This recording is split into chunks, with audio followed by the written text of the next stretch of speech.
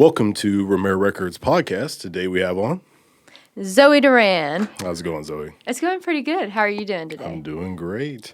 So yeah, I think it's pretty cool having you on because I don't know when you started following me on Instagram, but I noticed and I was like, I don't know who this is. But like, when it tells you like other people who follow people, I was like, those people follow her, but I have no idea who this is though. And then I met you at the art show. At the Art Bazaar. Yeah, at the Art Bazaar, and I was like, "That's that girl." So yeah, it was. I mean, it's. I love meeting people from like social media or stuff because I think it's cool to break that barrier. Like when social media is for meeting people online, but when you have the opportunity to like meet the person in real life, it's like, oh, okay. It's like adding another dimension to life. So it's nice having you on. I feel like too with the social media being that way, you can get like a little bit more of a glimpse of a person. Yeah. So then it's like you can almost get that much more excited when you meet them because you already kind of know a little bit of what to expect. Exactly. So it's exciting. It's like you can curate who you meet. Yeah. I mean, it's like celebrities. Yeah. You think you know somebody until you actually meet them in person. Like A$AP Rocky is one of my favorite artists. Like, I feel like I know A$AP Rocky, but I have no idea who A$AP Rocky is. Like, it's just weird transitioning from the social media to real person, and now I'm having a sit down conversation with you. Like, I talked to you at the Art Bazaar, but I didn't get to know you. I just talked to you. So now I'm getting to know you. So yeah. I feel like I've bumped into you in other places too, other social settings. Probably. Is that a spider on my hat? Oh, it's a bug. Oh, if it was, I was about to wig out. I was like, no spiders for me. It's just a bug. Spiders are a sign of creativity, though. No. Like, spiritually, if you're into that. I am not, but feel free. Yeah, I'm like, spiders are a sign of creativity. So if you see a spider, don't squash it. Interesting. Also, that is another reason why I was interested in talking to you. Because I see a lot of your posts are like, you have like, I guess like deep thought type posts where it's not very surface level. Yeah, I kind of go straight in for the jugular. Yeah. And I think you are also a very opinionated person. And I think that's, whether somebody completely agrees with you or disagrees with you, I think opinionated people are good for the planet just because they have an idea and they go with it. Like my wife, very indecisive, and it bothers the piss out of me. I'm like, Rachel, make a decision. Do not just drag this along. So that's how I am. Like if I believe something or if I think something, I just do it. And that's it. That's the end of the story. She's like, don't you want to think about this for a while? I'm like, no, this is what I think, so I just do. You just want to go in for it. Yeah. No, I feel that way for sure. I'm indecisive with things that don't matter, like food. Like if you're like, where are we eating? Don't do that to me. I cannot pick like where we're eating.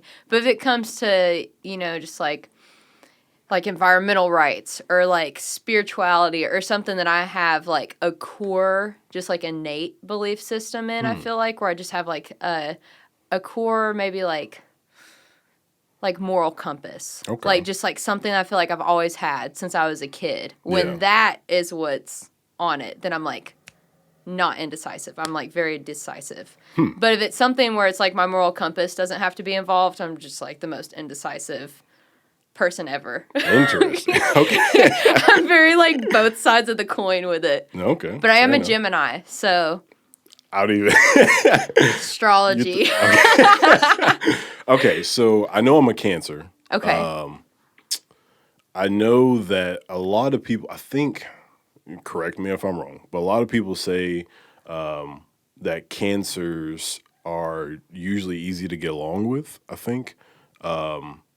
And I think that's true. Like a lot of people who are born around the same time I'm born around, like I usually get along with those people. Yeah. Like one of the coolest girls like in school or whatever that I went to high school with, she had the same birth date as me. And so like she was one of those girls where like she had all guy friends and like all the guys talked to her and whatnot.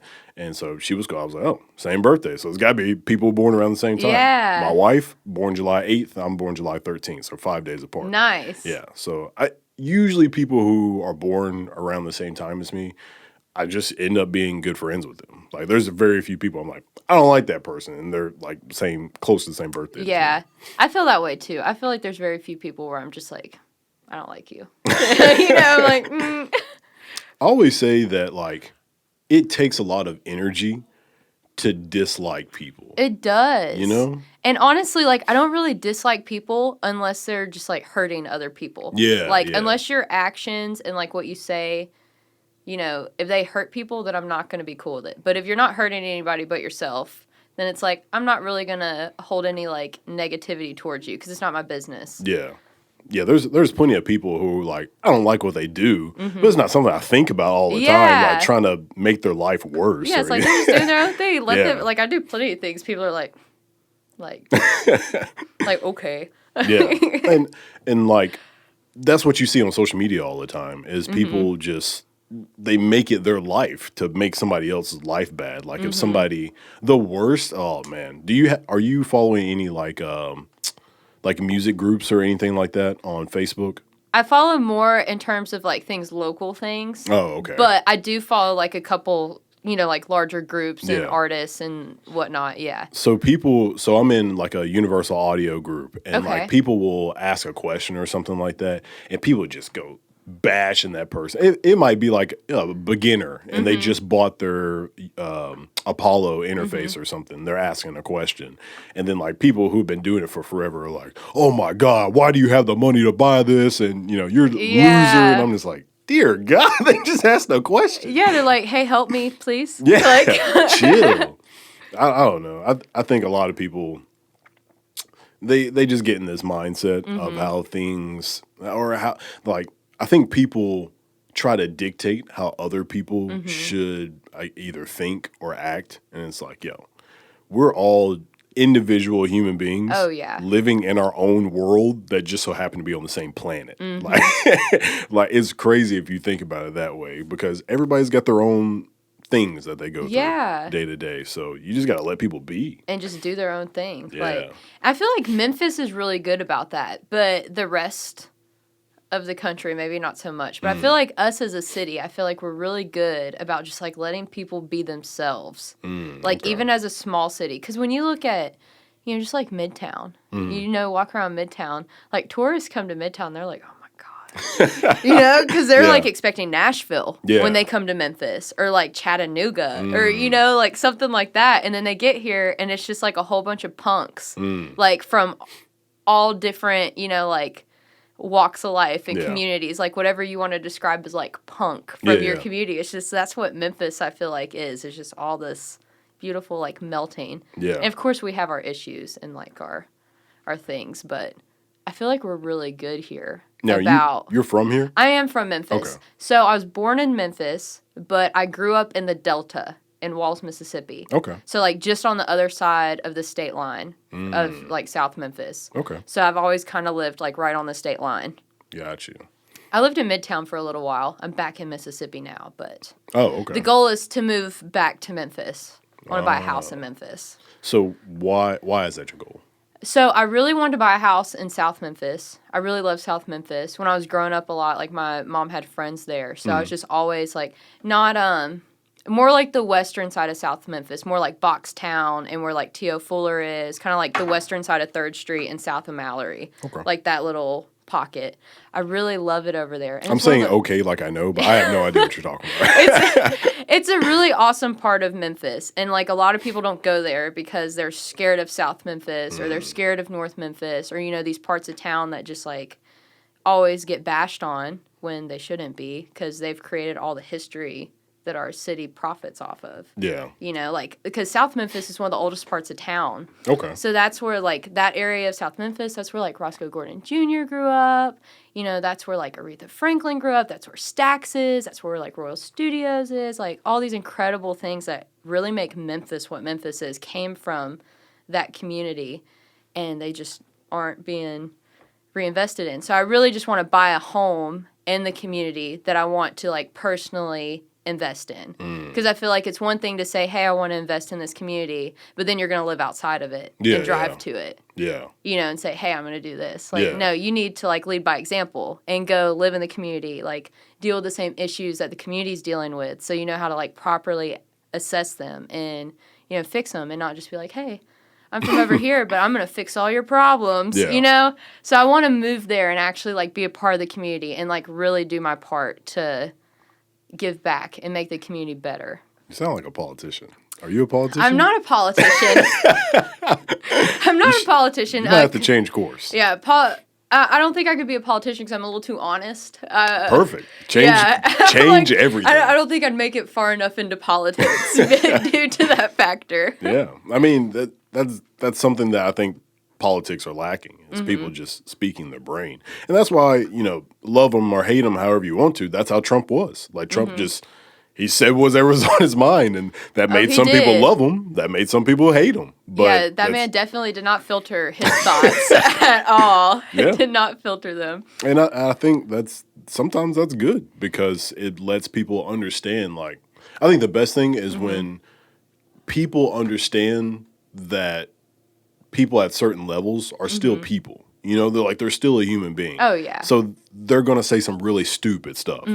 And Trump did that all the time. Oh, yeah. So you have to realize, like, hey, people are going to be honest every once in a while. And just because their thoughts might not align with your thoughts, they're still just, you know, speaking their thoughts, still being honest. So you got to let people be. I do think, like, all the things that were happening were obviously already happening. Yeah. And then him just saying and being himself just made all the people that participated in those thoughts and ideas feel comfortable enough to be, like, very upfront about it. But that also, in a way, kind of, like, ripped the Band-Aid off of this thing that nobody wants to talk about.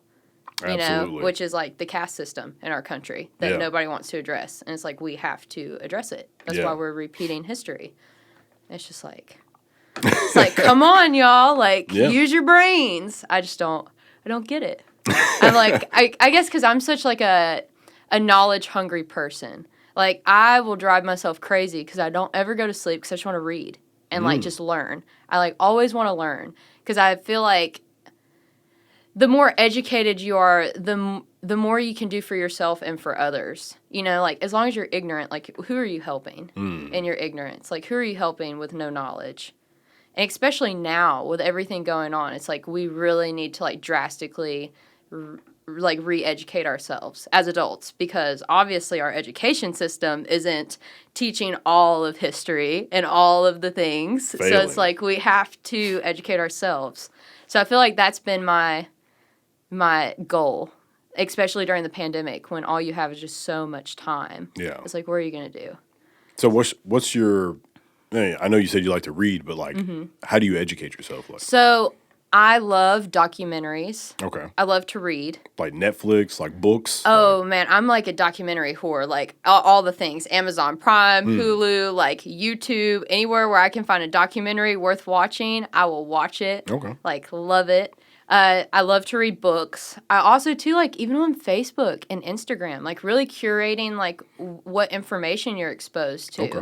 Like, you know, I really like to, every, like, couple months, I'll go through my Instagram and I'll just unfollow a bunch of stuff. Because I'm just like, why am I following this? It's not doing anything for me. So I try to curate my feed to where it's just like, okay, these are the people that I want to, you know, be in the know about, or they do cool stuff in the city that I want to know about, you know, or whatever. These are my friends. Then it's like, okay, this is what's happening in the community. Like, these are the different community, like, outlets that I follow. So I can, like, keep up with, you know, local things or whatever. And then I have my things where it's like, okay, how I'm going to stay up to date on current events. So then I follow different pages from, like, all the different things. Because you have no one source is going to be the full source. So you need to expose yourself to lots of sources so you can, like, put the full picture together yourself and not be like, this guy said this is it. Yeah. So this must be it. Yeah. So I try to expose myself to, like, you know, smaller news outlets and larger news outlets. And then also, too, just, like, history pages. Like, there's so many groups on Facebook where it's, like, all these old history buffs and all these people that love music or love history. And they have, like, all this archive knowledge that they have like sitting in their attic, and they just post it one day. That's crazy. With like a ton of information. So like so much of what I've learned about musicians and like music history, I've honestly learned through like little things like that, where I've just, watched a documentary, and then maybe I follow a little page on Facebook, and I'm like, oh, like I follow like a blues history page on Facebook, and they post like tons of obscure little facts and like stories and photos, and sometimes like audio clips of like a lot of the Delta blues guys. And that's not stuff you can find on Spotify. Yeah. That's not stuff that you can just find on YouTube.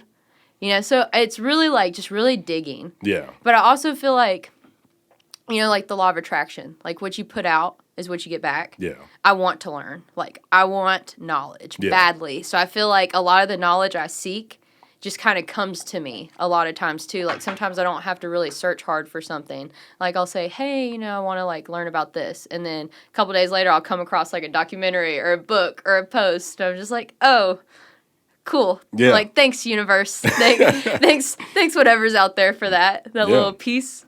I think that is 100% true with everything. Whatever you seek, like those things will just tend to just follow you. And it's kind of like, you ever play Grand Theft Auto? Yes. So a lot of people talk about the, what is that called? It's the something effect. It's like when you buy a car and then you like see that car all the time. That actually happens in Grand Theft Auto. Like when you drive a car, you end up seeing that car all the time. And I think that's true in everything in life. Like if you are looking to follow, a certain thing, if you follow that on Facebook and Instagram, then like you'll see it all the time because the internet just finds a way to shove that thing in your face with ads and all kinds of stuff. But that's algorithms. But I do feel like your brain works that way. Like, I know people who are, for lack of a better word, mentally unstable. And when they talk about Facebook or whatever, they're always like, Facebook is horrible, it's mentally damaging and it's hurting people. I'm just like, I have no idea what you're talking about. Because that's not what I see on Facebook. So. Yeah, and I really do think it comes down to like curating what you expose yourself to. Yeah. Because you can expose yourself to just like drama and negativity and people that like hate comment on like an idea that you post that's just like, all right, you could have just scrolled past it, Especially when it comes to just like a lot of things just being so politicized now. Like everything I feel like gets politicized. And I mean things that aren't actual politics being politicized. Not like when people say everything's politicized and it's not really. Like I feel like that is a big thing too, where people are getting so much of like recent angst from social media is also like people that get into like things that are politicized right now on the internet. I mean, even like the pandemic. Yeah. Like somebody could just post a news article about the cases like in our city, and somebody could just lose their ever-loving mind on you for no reason about it because it's so politicized. So that's why I really like to keep my little social media thing super curated to where it's just like my stuff. And all the things you talked about, some people might not even know that existed because they're living in this little bubble of like damaging thoughts. Or, somebody might just be a really happy person all the time. Yeah. So all they see is like puppies and kittens on on Facebook and Instagram. And then they might not even know about all the bad things on Facebook. So it's all about how whatever your mindset is on, those are the things that you're going to be like seeing all the time. I think social media is a tool. Yes. And it's how you wield it. Like, you could sit there and be reckless with the saw and cut yourself, or you could pay attention and not cut yourself. It's like you just have to think about it as a tool and not like this is my life, not like this living like organism. Like I feel like some people are just like that's their whole life is their social media. And they don't like live outside of that. And I'm just like, how do you do that? Like I like to talk to people in person, And that's what I was saying. That's what I like about this. Yeah. It's like, I could, whatever post you post, I could, message you or comment on it. But like,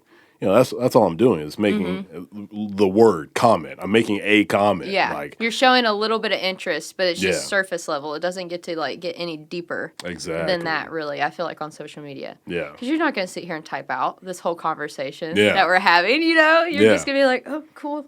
Let's message. Like, Exactly. might send an emoji with it.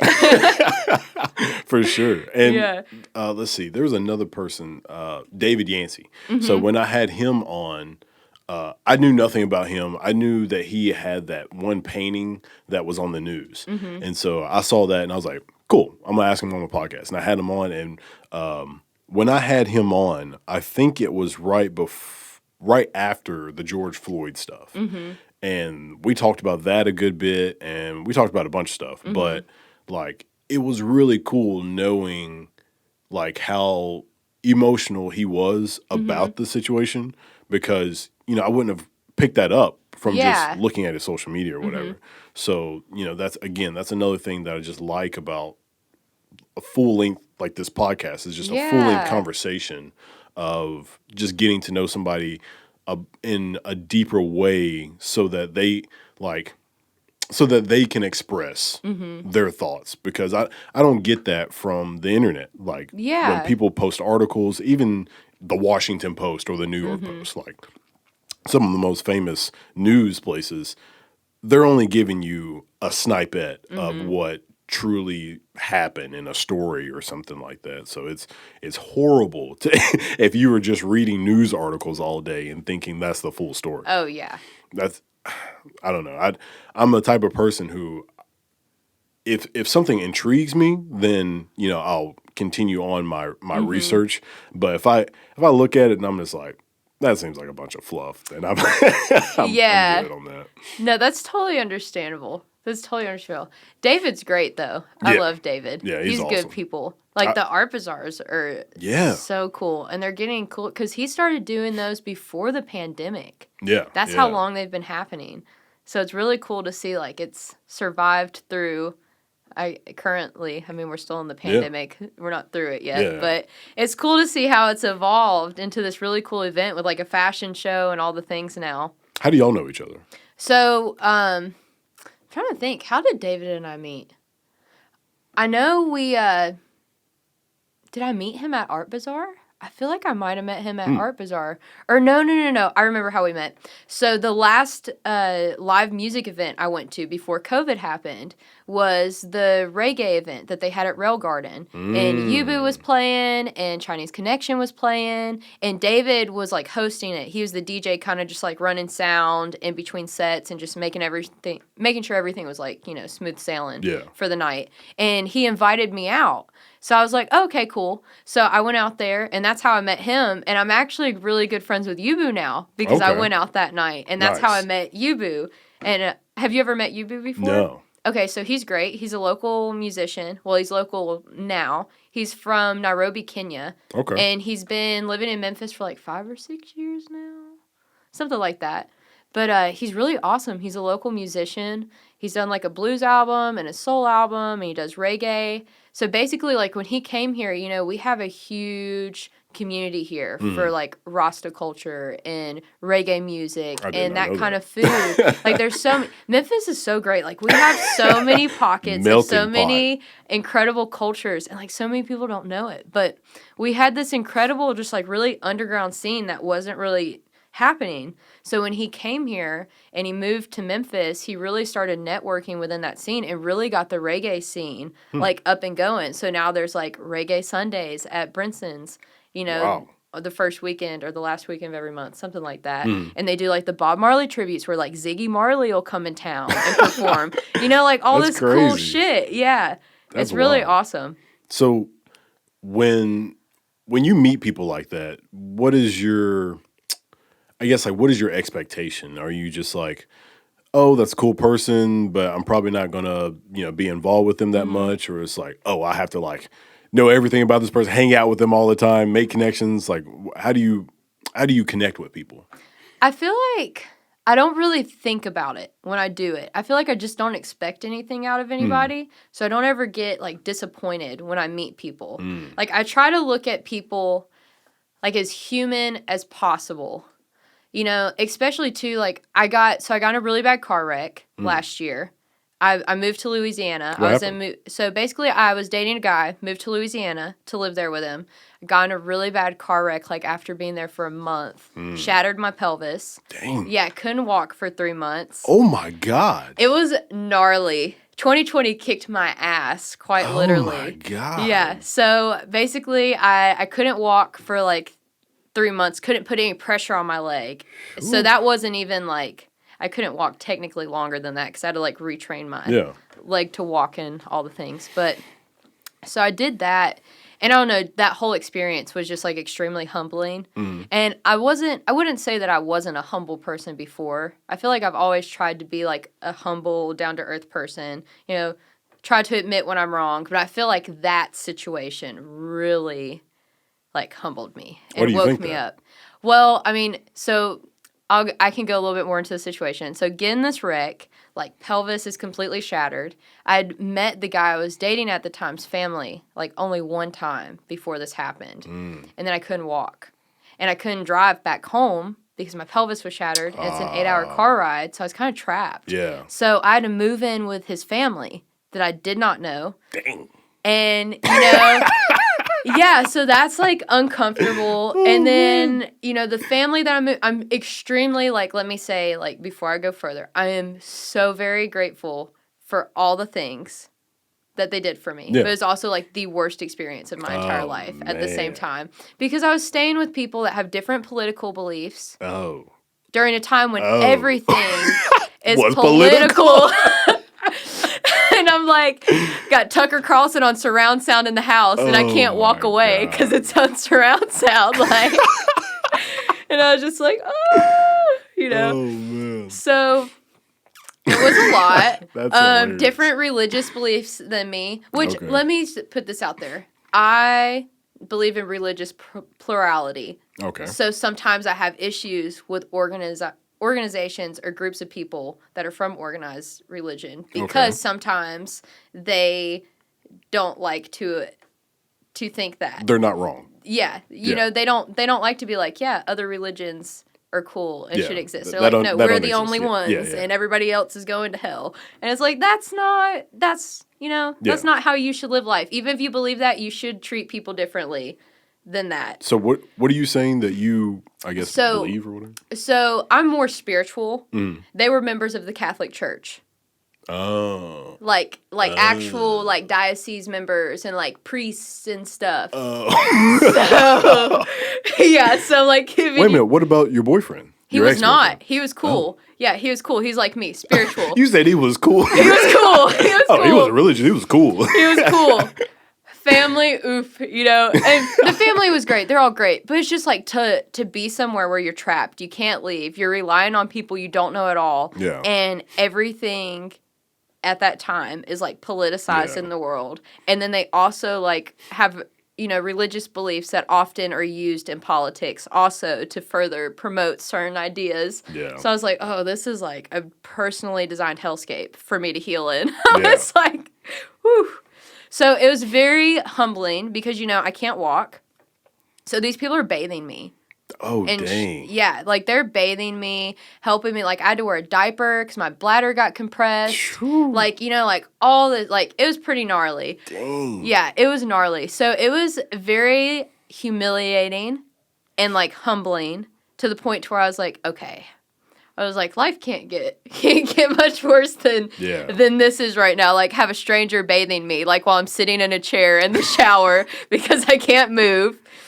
Oh, yeah. Man. So it was definitely an experience, but I feel like, I always say I don't regret anything in life, even if I'm like, ooh, I could have made a better decision. Yeah. Because, like, every mistake or every, lesson you learn, it develops your character. Absolutely. And I feel like my character is way better than it was even just a year ago. So you think that made you a better person altogether? Oh, yeah, totally. Not that I don't think I feel like I've always been a good person, mostly. I wouldn't say that I was, like, awful or mean or anything. And I've always had, like, ideas to help people and things like that. Ever since I was a kid, I've been very, like, I'd get, like, beat up because I'd be like, don't bully that person. And they'd, like, bust my lip for saying something. So I've always kind of been that person. But that experience is just like being humbled so thoroughly. It just makes you really look at people differently as people, you know? And there also was just like other things going on, you know, like different members of the family I was staying with struggled with addiction, and they were in the car wreck with me and got injured. Oh. So then like seeing somebody's personal struggle with that, you know, and like seeing how that can make somebody act differently. It really changed my perspective on like mental health and addiction. Not that I didn't think it was real or that I didn't acknowledge it. I just didn't have as much empathy. Yeah. You know, for like, I wouldn't say like some mental health is less serious than others, but I mean like serious mental health issues like schizophrenia and like multiple personality disorder, like stuff like that. Like I'd never been exposed to that level. I've been exposed to like bipolar and depression and, you know, with my own family and things like that. But to be exposed to a different side of the mental health spectrum that I hadn't really been exposed to, and like understanding like, oh wow, these are issues that like need to be talked about in general society. Like these are people that need help. That's what happened to me. I dated a girl who had depression, and like again, yeah, I'd take depression seriously, sure, but I didn't really I guess I can't say empathize because I don't have it, but like I didn't really understand and grasp it until I was with her, and I was like, oh, this is for real. Because she was saying, I asked her to explain it, and she was like, I basically just get stuck in this thought, and I can't get out of it. It's like a funk that you like people talk about like having writer's block, like you just can't write. She was like, I just get stuck. Like my brain is just stuck, and I can't get out of it. And I was like, wow. And so, you know, I definitely... I guess I can empathize with what you went through being around those people. Oh, yeah. Because I'm trying to, like, hide in your meds while you can't walk type of, like, you know, and that really, like, you're seeing somebody steal medicine from, like, their family member because of, like, how thorough their addiction is. And it's like, wow. Like, and you know how much those two people, like, love and care for each other. So it's just, like, it really makes you just be like, okay.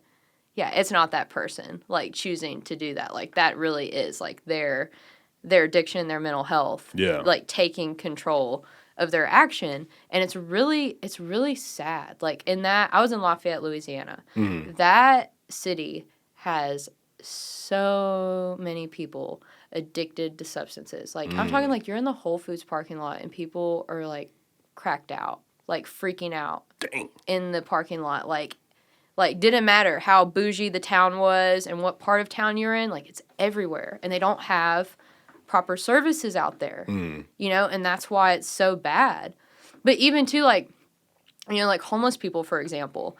I have always had a very, like, special place in my heart for homeless people because I've always had the acute awareness that if it was not for my situation or my family or, you know, my privileges that I've had in my life, I could very easily be in the exact same position as those people. Yeah. And the only thing that's keeping me from that has oftentimes been my family or friends.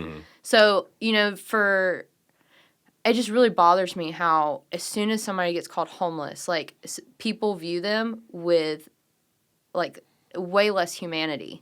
It's like the empathy is immediately ripped away when somebody's deemed homeless. Like, nobody has empathy. Like, when somebody's, literally, you can see every bone in their body, and they're asking you for money, and you're like, fuck you, no. Yeah. How many people do that? How many people scoff at people and don't even look at them when they walk past them? Like, those are human beings. Those are people just like us. Absolutely. And when I got in my car wreck, and we were, like, laid out in the street, like, couldn't walk, freaked out, like... You know, there's blood and glass everywhere. Like, it was gnarly, the wreck was, because a work truck hit me and, like, ripped my car door off, like, gnarly. We were very lucky. Like, the wreck was really bad. And we're sitting there, and all these rich assholes and, you know, their nice cars and their Range Rovers are honking their horns at us to get out of the street. When we're clearly, like, some of us look like we could be dead, potentially. Not me. I'm talking about the other people in the car. And... it was literally the homeless people that were, like, tweaking that came and helped us. Wow. And came over and checked on us. And you could tell that they were freaked the fuck out, that we're sitting there like screaming, covered in blood, and they're like visibly tweaking. They're like, you're okay, man. You're okay. But they're sitting there showing more humanity to us. And people who got it all together. You know, than people that have everything. Like those people, we probably were making them have a badass trip. And I know that sounds stupid to say, but when you're in that type of situation and when you're homeless and you're addicted to stuff, like all of their money went to that instead of food because their life sucks so bad. They want to feel that way. And then they're over here losing that little sense of euphoria that they just paid all their money for instead of things that they need for their body to come get it ruined to help us. Yeah. You know? And I just feel like, I don't know, it just bothers me. Like how homeless people are just not, nobody cares about them. And the programs we have in existence don't do shit to help them. Yeah. Like they really don't. Like the homeless shelter is $12 a night downtown. Really? That doesn't include food. That does not include a shower. And that gives you a little cot with no pillow, no blanket, and you're likely to be assaulted, stolen from, raped, or murdered in the home because it's not like it's safe. So literally, like, people that have 2-bedroom houses in Section 8 housing with, like, 4 kids pay $35 a month for housing. That's crazy. But homeless people have to pay $12 a night at the homeless shelter, and they don't have a job. They don't have access to a shower to get a job. Wow. You know, like, they're too poor to even get a job because they can't bathe to get hired. They can't wash their clothes. They can't commute there. Nobody wants to hire somebody that stinks. Nobody wants to hire somebody with dirty clothes. Like, people don't think about it. It's not like people choose to live life that way. Yeah. Nobody wants to be homeless. Nobody wants to be an addict. Nobody wants to be violent. You know, people get conditioned to be that way. Yeah. And it's like nobody wants to talk about the conditions that, you know, cause the effect. Everybody just wants to, like, slap a Band-Aid over it and not get to, like, the root of the issue. Yeah. And that's another thing that gets brought up a lot about, I guess, people just talk about people in, like, poverty areas, and they'll talk about, like, black people and like, inner cities and whatnot. And they'll just say, you know, just do better or whatever. But they don't realize there's a reason why they haven't done better. It's systemic. Yeah. It's a whole system of revolving door and mentality. But it's not just a mentality of, like, I can't do better. There's a reason why, as I said, like the depression. Like, you just get stuck in this mindset. Like, you might think you can do better, but then, like, something might happen, and then your brain just like, nope, we can't do this. And it's just constant. That's an everyday thing. It's not like once a month this happens. It's an everyday thing. It's all the time. And, like, if you think about, too, like, all the people that, like, they don't even have... Like, when you go to survival school or when you're in the military and you have to go through, like, survival training, like SEER school and stuff like that, they tell you the 3 basic necessities to survival that you must obtain within the first 3 to 4 days that you're in the wild, or else you will die, is shelter, clean water, and a clean food source. And what are all these people lacking? These people live, I've been reading a lot about it. And, like, you know, everybody calls it, like, a food desert. And I've been reading a lot where people are like, you know, a food desert isn't accurate because deserts occur naturally. So it is a food apartheid because it is done systemically by the government and businesses. And a food desert doesn't accurately cover it. Just like racism doesn't accurately cover, like, what we have going on in the country, which is a caste system that racism is fundamentally a part of because that caste system is built upon race. Yeah, for sure. You know? So it's just like, I don't know, that's part of the thing where I was telling you, like, I'm trying to re-educate myself. You know, like, understanding, like, okay, you know, the way that people say things and the words they choose, like, just mask things that are so in our face that are issues. So I'm just trying to, like, rip off the mask. You know, like, I've been reading a lot about Memphis, and Memphis is the largest food apartheid in the country. 1 in 3 children starve in our city. Wow. We literally have if Memphis was a country, we would have higher starvation rates than most of Africa. Oh, my God. So what do you think? And then in South Memphis, specifically, there's a 10-year life expectancy difference where people on average live 10 years less there because of the air quality, because of the oil refineries, and because they have literally like, you know, nuclear waste sites and things like that out there. Like, it's just... What do you think is like the root of that issue?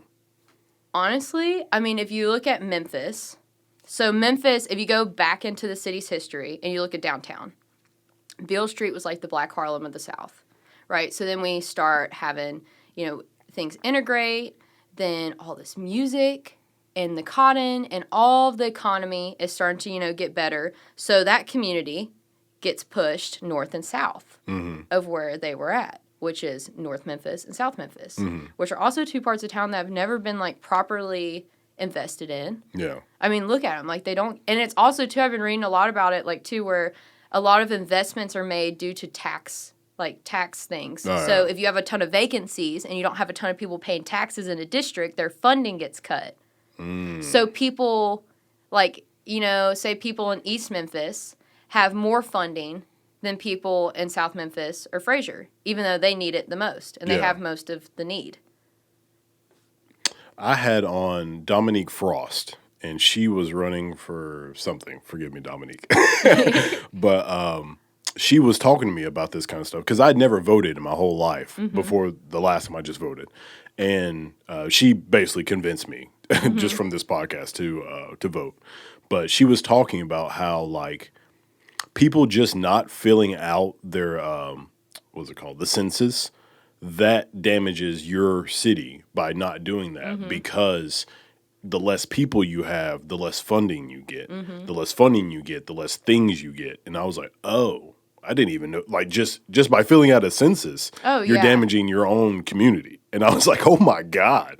Like, just the little things of voting and filling out a census and, like, the taxes and all that kind of stuff, like that, that's a whole system that's just, you know. And that's why we really need to educate ourselves about that, too. I mean, there's a reason why we don't know these things. You know? Like, there's a reason why, like, America's the land of the free. But, you know, this is kind of what I like to revert it back to. Like, when I went to Catholic school as a kid, I used to get... You went to Catholic school? Yeah, my family wasn't Catholic, but they're like, we want you to learn about religion. So they sent me to Catholic school, which is part of the reason why I feel the way I do about the church. Not Catholics. I ain't got anything against folks that believe in that, but the church itself, I'm just like, there's some issues going on here. Fair enough. But, I lost where I was going with that. What was the thing I said before that? Oh, we were talking about just the importance of, like, voting. Oh, yeah, just, like, knowledge and everything. You know, like, people just really, like, there's a reason why, you know, we aren't educated. And I like to think about, like, Adam and Eve. When I was a kid, I got sent to the hall because, you know, they're talking about Adam and Eve, and they're like, oh, you know, Eve was created from Adam to serve Adam, and she's forbidden the apple of knowledge. Yeah. But they have freedom and free will. And I remember I, like, raised my hand and I asked, I said, how is she free? I was like, she was created out of him to serve him, and she's forbidden knowledge. So she doesn't know that she's a slave. Yeah. And they're like, go to the hall. And I was like, but that's just like, that's America. Like, that's America. They're like, here, we're the land of the free, but you're forbidden knowledge. Yeah. You're not free if you're ignorant. Like, you can't, you know, like, you have to have knowledge. Like, knowledge is power. Yeah. There's a reason why there's so many, you know, if you look at, like, the 50s and 60s, there's a reason why all these activists and these poets and these writers and these actors and musicians all died. Yeah. You Dude, know? the 60s. Oh, my God. And even now, if you look at just in the past year, or I'd say the past year and a half, since George Floyd was murdered and protests started, if you look at all the activists that started to get really popular, and then they died. So many. There's so many activists that have disappeared and are dead. That's crazy. Like, honestly, especially in these bigger cities up north where things are a lot more politicized there. Like, honestly, here in Memphis, you know, like, we have a lot of issues here that we obviously need to address. Yeah. But it's not like it is, you know, up in Boston or in Philly or, you know, in New York, like some of these bigger towns up north where they were having a lot of the protests and stuff. Like, you know, it got a lot more real Yeah. up there than it was getting down here in the South in terms of like police brutality and a lot of just like really shady government shit happening that nobody wants to talk about and nobody wants to address. Yeah. And that's just been completely just like under the rug. Yeah. I mean, look, the dang Capitol was stormed and we're like, oh well. oh well. Didn't even happen during the Civil War, but oh Yeah. well. I'm like, they didn't even fly a Confederate flag on the land during the Civil War, and they're doing it inside now. I'm just like, can't. I definitely contribute that to, I guess, whoever, quote unquote, has the most power or whoever has got the biggest movement. Because, God, somebody was talking about, dang, what was that? I saw something recently where somebody was like, if somebody had killed a bunch of white girls instead of black, is there recently a group of black girls or something that had died? The white, maybe the white lady. Oh fuck, I don't know her name. The lady that went in the Grand Canyon or somewhere out west with her fiance or boyfriend or something like that. It wasn't that. It wasn't that. It wasn't okay. that. Because they were saying it was like a group of black girls that had like died or something, or that got raped. I don't know what it was, but they were saying if it was a bunch of white girls, then they would have like closed that case, like, wrapped up it up, prosecuted the person, like, and everything, like, real quick. But that's something that's like a microcosm of like how people handle things. Like, if it doesn't fit their agenda, then they'll just get to it when they get to it. But that's how a lot of things have been going on. Like, if something doesn't please the masses of the people who are in charge, and it's like, why should we care that much? Like the George Floyd thing. Yeah. If that you could say if that was a white dude, then that would have been an open shut case, like, real quick.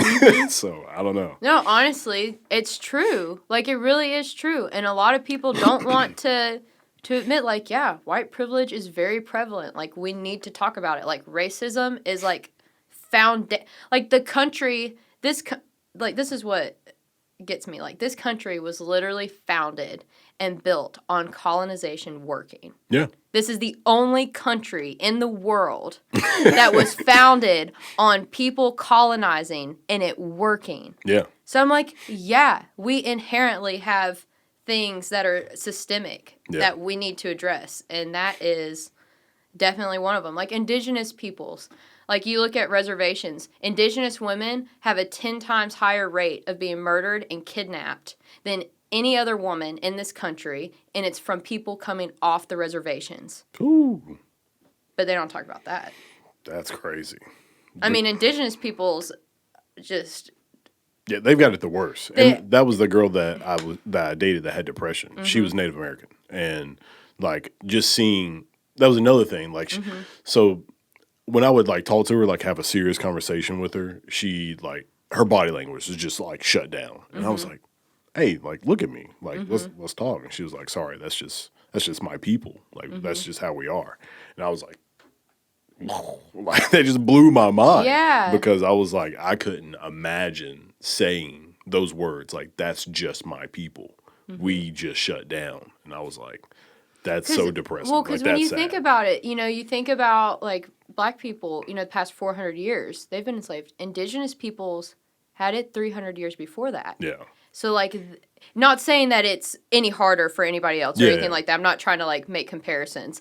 But I'm just saying, like, indigenous peoples, like, when you look at, when people are talking about how, like, you can have trauma in your DNA. Yeah. From generational trauma. And, that's becoming a conversation now. And we're actually, like, talking about how, like, yeah, there is generational trauma in people's DNA from how this community's been treated. Yeah. So it's like, imagine indigenous peoples. Like, that goes back even further, Yeah. And the country was founded on kicking them out. Oh, yeah. Yeah, and I've... or kicking them around. Like, 1973 is when the Religious Freedoms Act was passed. It wasn't until 1973 that indigenous peoples could practice their religion without being persecuted by the law. That's not that long ago. Yeah. Like, I'm talking, like, people that went to residential schools are in their 60s. Yeah. And 70s and 80s right now. Yeah. Like, people are still alive. And every indigenous person that's alive was a daughter or a granddaughter or a great-great-granddaughter or, you know, grandson of people that went through residential schools. Like, that's, you know, there's just...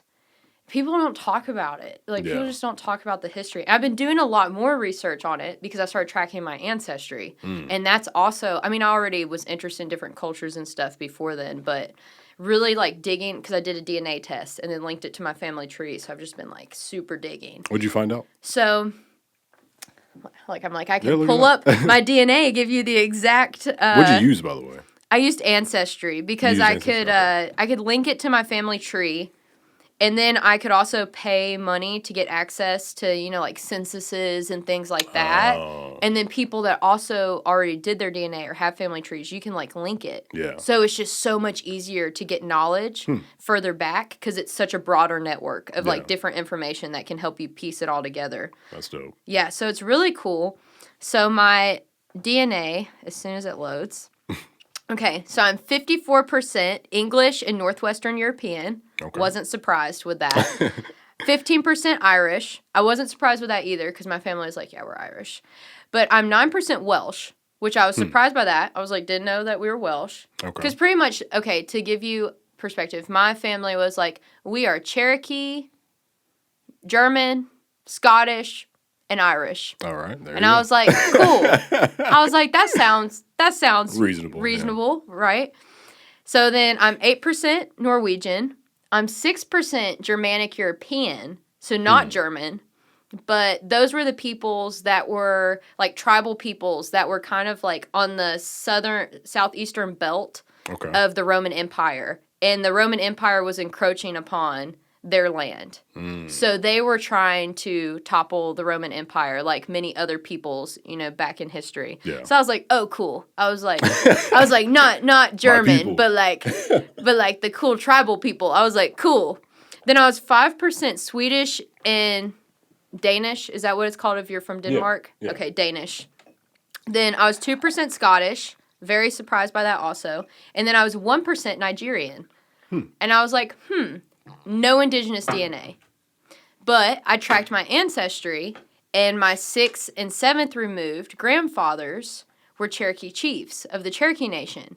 Okay. And, yeah, and were, like, actually, like, big deals, like, direct. And I was like, oh, wow, that's cool. So, like, my 7th removed grandfather, he was one of the first of 6 indigenous peoples to actually go overseas to sign treaties with the king.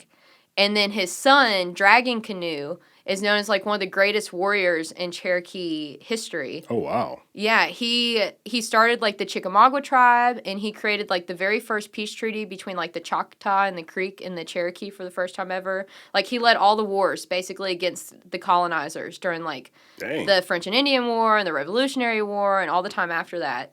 And they said, essentially, if he wouldn't have died when he did, that Nashville wouldn't exist because it'd still be Cherokee territory. Oh my God. Yeah, because basically while he was fighting and, you know, going to war, his people were being forced on the Trail of Tears. Yeah. So it was like a very, like, Thomas Jefferson wrote about him and called him the Savage Napoleon because he would kidnap colonizers' children and burn them alive and do war dances around them. Dang. But when you think about it, like, I did more research on Cherokee because I was like, ooh, that's rough. But when you think about it, Cherokee were really peaceful people. Mm-hmm. They didn't go to war. They only went to war if you killed their family, because at that point it was like spiritual warfare. Yeah. So, and when they went to war and they captured people, they didn't take slaves. They adopted people into their families, and they became a part of the tribe and a part of whatever family within the tribe adopted them in. So they didn't, and they were equals. So, like, they didn't take captives and stuff like that. And then the Europeans come over, and they're scalping women and children. Yeah. You know, and doing all these, like, terrible things that, you know, these peoples can't even, like, fathom doing. Yeah. So they just became even more so, like, you know, that. I don't know. It's been really sad because, like, reading about it and just being like, cool, my family is on the right side of history, but also realizing where the right side of history gets you. Yeah. And, like, how hard their lives had to have been because of that. Because I went further down, and from that, we had people in, like, the American Revolutionary War, we had people in the Civil War, and then I was reading more about the folks in the Civil War, and I had people, on both sides of the war in my family, and some of the people in my family were in the Confederacy, but they kept leaving to go join the Union. And I found a letter of basically, like, this mayor boasting about hanging all the men in my family because they joined the Union and they were Union sympathizers. Oh, wow. And they kept escaping. So I was like, I'm glad that my family is on the right side of history. And, like, it makes me, like, finding that information out, it brought me a lot of peace. Because I'm somebody, I get really riled up about, like, environmental rights and human rights, like, things that innately should be. Yeah. I get really riled up about. So to know, like, 8 generations back that all those people were just like me in regards of, like, yeah, we're fired up enough that we're going to do something about it. Yeah. It makes me feel less alone in that regard because it's like my parents and my grandparents. My grandparents are older, so that's why they're more like, Zoe, stop, be safe. Somebody's gonna get mad if you say that. Yeah. But also, they, lived in Florida and would go to, like, all the marches and stuff back in the 60s and 70s. Okay. And my grandparents helped raise me. So it's, like, a big, like, are y'all really surprised that I'm as passionate as I am? But I don't know, just, like, learning my family history in regards to that, it made me just feel so much more, like, settled in my beliefs. Yeah. Because I was like, I'm not crazy. I was like, I'm not crazy. I was like, these people are crazy. That they don't think that this is wrong. Yeah. I was like, I'm not the crazy one. I was like, my family wasn't. Maybe I'm a little crazy, but, we all are. But anyways, with the DNA, back to the DNA. So I was really surprised that I didn't have indigenous DNA, but I had Nigerian DNA. I was like, what? I was like, we don't, like, nobody in the family was like, yeah, we have somebody from Nigeria in the family. So for DNA, for you to actually have it, the furthest it could be out potentially is 5 generations. Okay. And that person would have to be like 98 to 100%, whatever that DNA is, if you have like 1% of it from 5 generations back. Wow. So I don't have my indigenous DNA because they're my 6th and 7th generation. So it's like impossible for me to have that genetically. But my mom does. And like my grandpa does, So then I was like, well, then who was Nigerian in the family? Because it has to be a 5th or 4th generation back from me because my grandparents know their great-grandparents, and they saw them. So I was like, it has to be 5th or 4th generation. So I was just like, who could it have been? So my grandma, she had a great-grandmother that was Sioux. And there's no, like, it has to be this woman, essentially, because it's not on my grandpa's side of the family. It's my maternal DNA. It's not on my dad's side. Yeah. So it has to be, like, my maternal grandmother's side of the family where this DNA is from. Well, it definitely isn't my grandma. She is, like, porcelain skin, black hair, blue eyes, so it surely ain't her. Yeah. Her mom looked exactly like her. Her dad, the same thing. So I was like, how the fuck am I having this DNA? Yeah. So she had this great-grandmother who was Sioux, and they all said she was full-blooded Sioux, and she was very dark-complected and had dark hair and, like, black eyes. And she had a lot of black friends at that time. And that, at that time in America, you didn't, things were segregated. Like, people were not doing that. Yeah. And it has to be that woman that I had the DNA from. Yeah. Because she's 5 generations back from me. And she's the only possible person I could have gotten that DNA from. And I've been doing a lot of research about it. And, at that time period in America, it would have been much safer to be a Sioux woman married to a European man than a black woman married to a European man. So I was just like, holy shit. And it's just like, I would have just always been like, oh, yeah. I'm Irish, German, and Cherokee, if I wouldn't have done that research. And I was just like, it's just made me really dig more into history because my family was affected way more with a lot of, historical things that were happening than I would have expected. And, maybe it shouldn't have had to take that for me to want to do further research, but here I am. Yeah. And now I'm like, I want to know. I want to know all the things. Yeah. I mean, some people would take that experience and be like, okay, that means nothing. Mm-hmm. And then other people might take that experience and now all their decisions are based off that. From now on, they like, what would my ancestors do? Yeah. So, and I don't know. I feel like I'm a spiritual person too. So I feel like knowing about my ancestry a little bit, I was like, okay, that makes sense. Mm-hmm. Like I said, it made me feel like more solid in my beliefs that I already had. It didn't really make me change the way I thought or like how I thought or what I believed in. It just made me feel more solid in like what I believed in, because I was like, okay, this makes sense. Do you ever feel like you're kind of living your ancestors' life? I think that's what we all do in a way. Like, I feel like, I don't know, my views on things are ever evolving. I feel like the way I view spirituality is like how a scientist views science. Like, this is what works until a better theory or a better like idea pops up. But I definitely feel like a lot of my beliefs I base more on like indigenous ideas and things like that.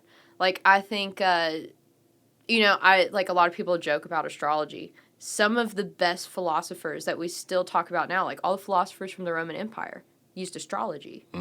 Like these people, if the moon affects 75% of our Earth and almost every single reproductive cycle on the planet, then why would the other planets not affect us? Yeah. That just doesn't.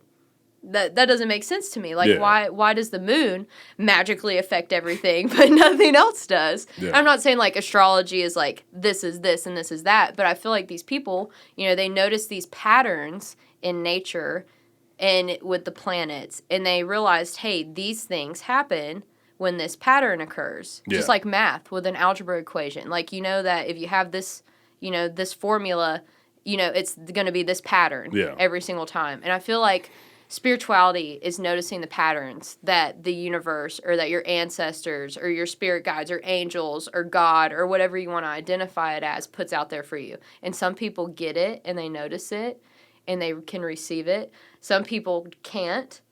I won't say that they can't, but they don't because maybe they're closed off from it. I think everybody's capable of being aware. Like, I definitely think we have a sixth sense, to things.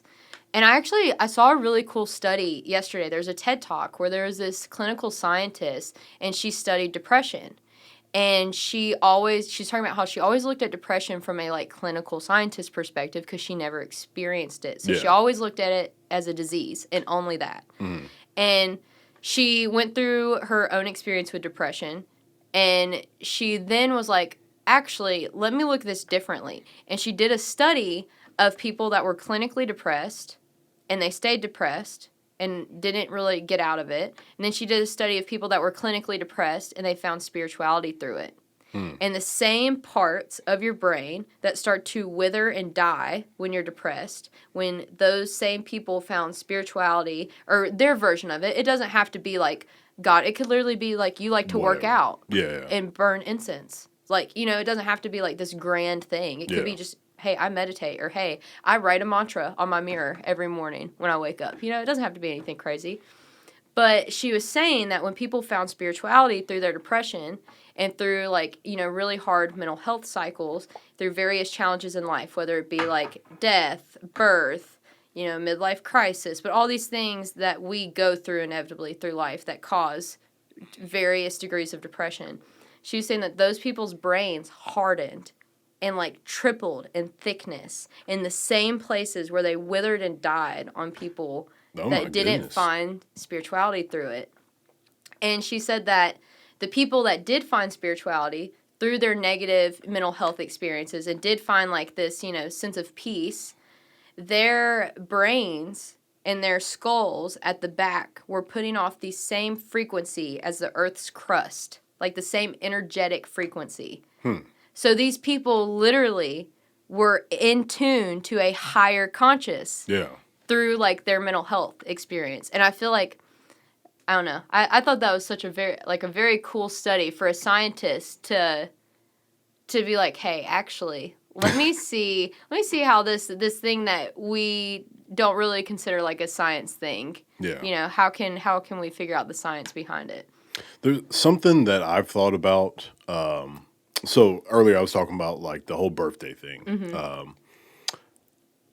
I recently thought about this, and I was thinking the reason why I feel like I get along with people, and that people have like the whole Gemini, Cancer, Leo, that type of stuff, is because. So I would say the average person, at least I would say probably more than half of people enjoy a birthday. Like they celebrate their birthday.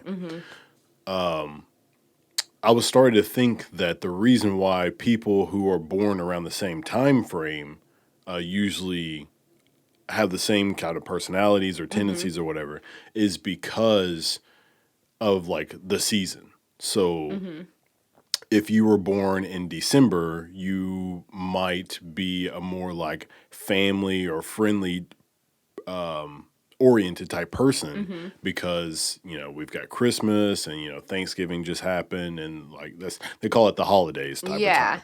So around your birthday, you were born in December and people are just like family oriented things around your birthday. So I feel like you just grew up in an environment of, hey, it's my birthday and also we're doing family things. Yeah. So you have the tendency to value family friendly things. And then, or maybe it's just cold outside. So you might be, these are just random thoughts, but you might be a bitter person because on your birthday, it's always cold and miserable outside. Yeah. So your mind is like, oh, my birthday's coming around and it's cold and I can't enjoy it. Stuff like that. Or if you have a summer birthday, everybody's out doing fun things around the summer. So people who have summer birthdays are probably usually fun people because it's their birthday and they get to go out and have fun and do fun things. So, but that's just a random. No, I mean like that. There's definitely. I feel like that there could be something to that. Yeah. 100%. Yeah. Yeah. I don't know. I just thought that would be a different kind of way to look at why certain people who are born around the same time frame might have the same personalities. Because, whoever you are, and if you enjoy, astrology and if you enjoy, what's the other term for like believing in, that's not astrology. Is that astrology? I feel like astrology. The astrology is like the planets. Like if you believe in like, Gemini, like all the zodiac. Yeah. Signs and everything. Okay, so that is astrology? Yeah, okay, it is I'm astrology. tripping right now. No, you're good. It's astrology. So yeah, I feel like that is a way to look at people who agree with that because many of people will try to help explain religion or any type of belief. So I actually read a book by, I can't think of the guy's name, but the book is called, it's something about like the physics of Christianity. The guy literally, he is an astrophysicist, and he uses physics to explain Christianity. Ooh, that sounds like a book I'd be interested in. You guys send that to me. It's pretty crazy. But so what he does is like he talks about, do you know what the Shroud of Turin is? That sounds very familiar. It's like we never use the word shroud anymore, but it was like a cloth that they put over Jesus's face. Oh, when he okay, died. and that's what they called it, was the Shroud of Turin. Yeah. Okay. So it's got bloodstains on the shroud because it was like right after he had got crucified. Well, the Catholic Church, I guess, had that shroud for forever. And a lot of, I guess, over time, people just did not believe that actually was on Jesus's face. But you can see the face print from the blood. And but like the Catholic Church just had it like up in, I guess in glass or whatever. And so I think one day, I guess somebody convinced the church to actually get it tested, like get the blood tested back, I guess carbon dated or whatever. So they got it tested, and it came back like the time frame was completely off. Like it didn't. There was like it was I don't know hundreds or thousands of years Oh yeah. away from Jesus's time frame, and so it was like Catholic Church was like, oh. But then somebody realized they were like, hold on, wait, because of how you preserved it, this carbon dating is probably going to be off. So I can't remember what he said in the book, but it was along the lines of it still could possibly been on Jesus's face because of the issue they had with actually carbon dating it correctly. And I was like, oh, that's pretty cool. Like he actually did the research on, on that kind of stuff. That is cool. There was something else he used. Oh, he talked about like the story of Moses and the Red Sea, like parting the Red Sea. He actually looked up I guess like the weather in that part of the earth at that time frame, and if you basically like do the research, it was a possibility that storms in that area, like they would have like really big storms, like I think it was like India or somewhere had a massive tsunami come through one time. But yeah, he was just talking about how it was possible for a storm to come through around that time frame that would have moved like large bodies of water, like a tsunami. That's what a tsunami does. So it was like, yeah, that might have been what happened. And like thousands of years ago. Oh yeah. If anything happened, people had an outlandish story about it. Like that's why we have like the Loch Ness Monster. Like Loch Ness Monster could have been a giant whale. Like we don't know because that story has been probably changed over time. Oh yeah. So if Loch Ness, really exists, or if it doesn't, it could have been something that people just didn't know how to explain. No, you're right. Like think about that. Like they had no way of explaining that. It's just like with gods and goddesses. Like I find ancient aliens so interesting because I'm just like, yo, aliens definitely have to exist. Definitely exist. Yeah. But it's just like, yo, like it could have been like there's in Mesopotamia, there's literally like cave drawings of them being like, yeah, these gods came in on these giant flying turtles. What would look like a turtle? A big disc, a big saucer, a spaceship. And then if you have beings, humanoid beings coming down from other places, like these people are gonna be like, oh my God, they're gods. They came from the sky. No else to explain and this it. big silver thing, and we don't even have metal yet. So I feel like I'm kind of with it sometimes. I'm like, that theory lines up pretty solid. Yeah.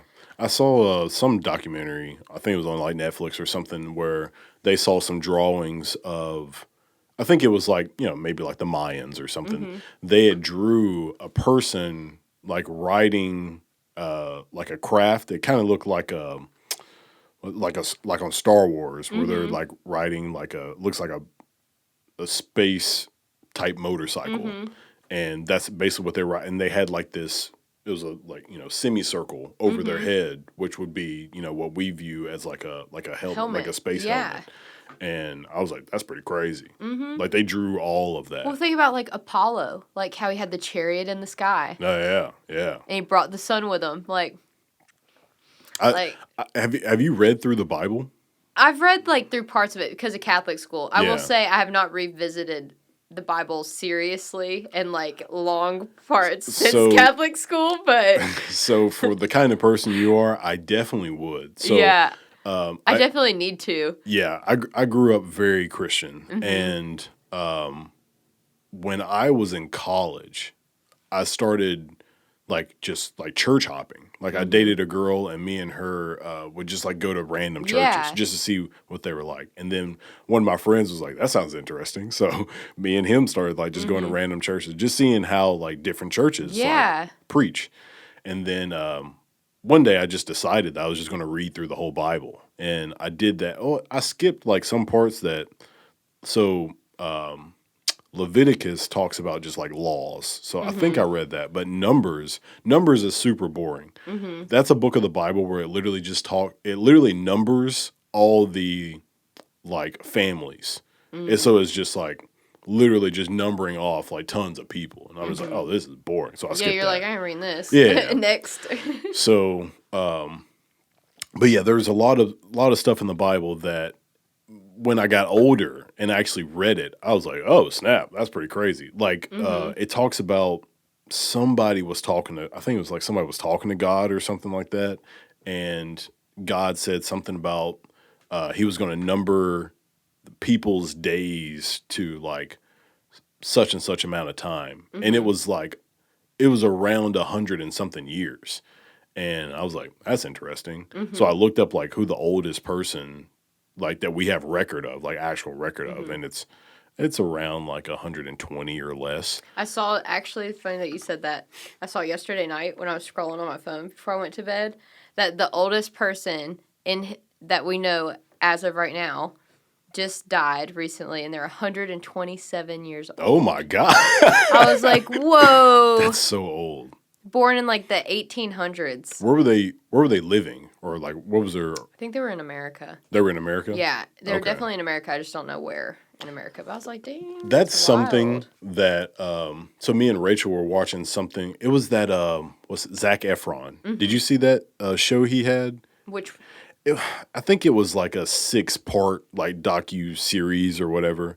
But I think I saw like previews for it, but I never like watched it. I think it was about like food. Okay. But he just like goes to different countries and like learns about their food and whatnot. And I think he was in Italy and he's eating pasta and they're like showing how they make the pasta and he's like, oh my God, this food is amazing. And then he starts hanging out with like this really old dude. And the guy's like showing him what he does every day. He's like, I wake up and then old Italian man, he's probably about this tall. And he like wears like this suit and he wakes up in the morning and goes for a walk. And that's what he does every single morning. I think he walks like a mile or like 2 miles or something like that. And the dude was like, I want to say like late 80s or early 90s. And he's going for these like mile walks. And it's like in the Italian streets. So it's like just like every movie you see, it's like paved with like rocks and stones and hills and whatnot. He's not. Yeah, it's not an easy walk. Yeah, it's not an easy walk. And he was like, the reason why I do this is because I want to be able to continue to move. And that's why I walk these hard roads to walk is because my body is going to get used to it. And so I won't get stagnant. And Zach was like, man, I'm going to start going for walks all the time. He's like, I'm going to start walking. And that made me think because Rachel loves going for walks. And I was like, walks are so boring. Like I want to run or like do jumps or something. I want to do an exciting exercise. I want to walk. But that made me think about, different parts of the world and how they view living. Like as I said, this Italian guy and it was some other people. They just viewed living differently as like the quality of their food. Like they made their own pasta and their breads from scratch and all the time. They aren't going to the store and buying bunny or Wonder Bread. And I think that's a big part of us being like a capitalist society though. Yeah. Too. Like that's just a big part of it. Like here, most people, because the trickle down theory doesn't work. So I think they said 60% of the country annually makes $40,000 a year or less. 60% of the country? Yeah, that was before the pandemic. Wow. So when you think about that, $40,000 a year is the poverty line where we live. If you have like one kid. Oh wow! Like 1 or 2 kids, it's like you're like at the poverty line. If you have 4 kids, you're below it. If you're making $40,000 a year, that's not really shit to live on. Like in the South, where it's very affordable to live here, that's not a lot. So, in regards to that, like you have to think about how many people across America are literally working themselves to death to just survive. And then that number doesn't even include all the homeless people. I mean, we have like 1 million homeless people just like off of Skid Row. So we're not even getting numbers on like the people that are really being like royally fucked. Yeah. I don't know. It's just the capitalism's a a real bitch. Like, real shady bitch. It's good. I think it can work if the right parameters are set. Correct. But you can't expect people to be morally just on their own accord. Yes. In regards to money. Like, I think ultimately capitalism is the best way to live. Mm-hmm. But it's like you have to get things in order to get there. And then if everybody's not on board, it doesn't work. Mm-hmm. I guess I would have to say even like socialism doesn't.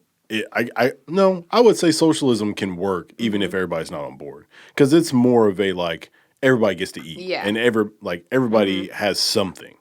But I think I don't a think capitalism combination can of work. the two needs to happen. Where it's like we take socialism in regards to like everybody has innate rights that they as human living beings innately have. So we'll use socialism to ensure that nobody goes without those things. Yeah. But then I think having like capitalism as like the main thing, but you have to flat tax. Like these billionaires and millionaires need to pay fucking taxes. Yeah. Like that's why our treasury is going to run out of money on the 18th. Yeah. Is because those motherfuckers ain't been paying taxes. And I'm sitting here paying taxes. And, not only this, but like during the pandemic, the U.S. government gave $7.3 billion, not million, $1 billion to the Catholic Church out of our COVID relief funds. Oh, my God. Which were tax dollar funded. Oh, my goodness. All right, so it's tax dollar funded. So basically, we didn't get our stimulus checks because the Catholic Church got $7.3 billion of it.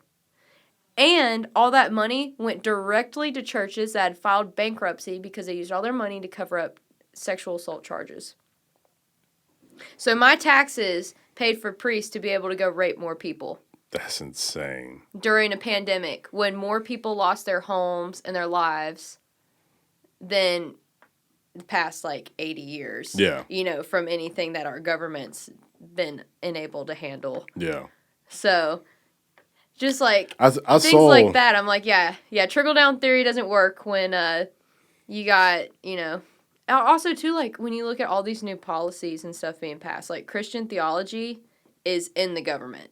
It is deeply, seeped into places like Texas. Yeah. And because a lot of these laws that are happening, they would not be happening if this person did not have a Christian belief system. You can tell that it's their religious ideology that's pushing this and not practical knowledge that's best for the people. Oh, yeah, for sure. It's best for this group of people. For sure. And I think a lot of politics do that. Mm-hmm.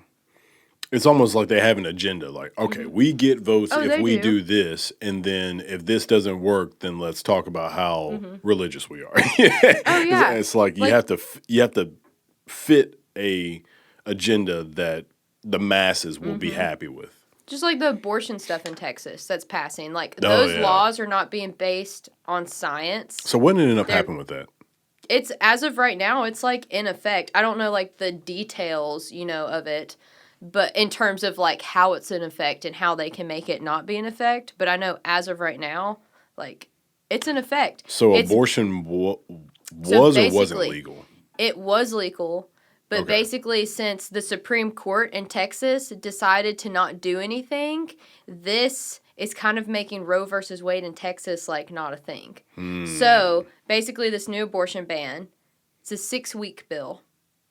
That's stupid. Most people don't know that they're pregnant at 6 weeks. Yeah. That they don't know. They don't know. They had a whole TV show. Yeah, I didn't know I was pregnant. They don't know. They just don't. Yeah. 27 weeks is when a fetus can survive outside the body. Okay. So up until 27 weeks, somebody should be able to get that aborted because it's technically, scientifically not a living being if it's reliant on another body to sustain it. Yeah.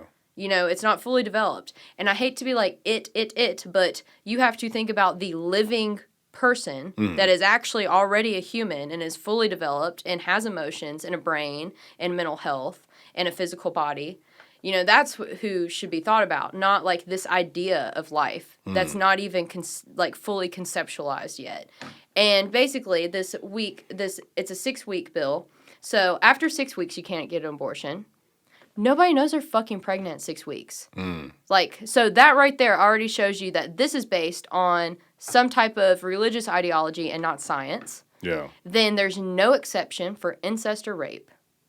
So you're telling me a 9-year-old girl who starts her period could get raped by her fucking father, and she will be forced by law to carry that baby to full term even if it kills her or causes irreparable damage to her organs for the rest of her life. That's crazy. And you know what communities are about to be hit with it the worst? All the poverty communities. Yeah, everybody that's impoverished. Yeah. And I don't think it's a coincidence that the privatized prisons are in the same places that the plantations were. And now we're about to, right before the pandemic, conservatives were freaking the fuck out because they're like, this generation isn't repopulating enough to sustain the current population we have. So you know what that means for politicians and big business owners? They don't have bodies to make them money. To work in their freight, warehouses and to work at Amazon and to work in these privatized prison systems for them to profit off of, for them to get cancer and make money off of in the pharmaceutical companies. If there's less people, there's less money. Yeah. Right? So how are we going to change that? We're going to create this ridiculous fucking abortion ban. Well, you gotta have the children. That will literally affect basically all of the lower income communities, which are majority people of color. Yep. And it will force them to have children who then will be basically foddered back into this system of, hey, we're not going to set you up for success. We're not going to give you a home that's stable. We're going to give you water that poisons you. Your air quality is going to poison you. You're in a food apartheid, so you don't have access to food other than what gives you cancer. If you get cancer, you don't have health care, so you're going to just lay up in bed until you die. It's just like all these things. And it's just like, it is planned out. Like, these people plan this shit out. Like, Hitler and Stalin did stuff. Like, literally this book I'm reading, it's called Caste. And it talks about the caste systems in the world. The one in India, the one in America, which is racism, and then Nazi Germany. And they talk about how Nazi Germany was fundamentally based upon the Jim Crow South working. So you can't tell me our fucking government isn't doing this shit on purpose. You can't tell me that they're not attacking these communities that are lower income of color and forcing them to, like, no exception for incest or rape. How cruel could you be to make somebody mentally and physically go through that? Yeah. Like, how cruel? Like, that, you know what I mean? Like, they're doing that shit on purpose. Yeah. They need more bodies in their prisons that they're building. They need more bodies in their oil refineries, They need more people to buy pills from the pharmaceutical companies. Speaking of prison, I didn't know how crazy the prison system was. I didn't know that, I don't know, maybe 9 out of 10, it's some ridiculous stat, but the majority of prisons are, like, privately owned. Like, somebody owns those. Like, I didn't know that. Like, this is my thing. Like, slavery was never abolished. It says in our Constitution that slavery is legal as long as it's punishment for a crime. And then we privatized our prisons and put them on the same fucking plantations that those people's families worked on. That's crazy. They're literally, like, in Texas, Louisiana, Mississippi, Tennessee. Look up where the state penitentiaries are. All plantations? They're all on plantations.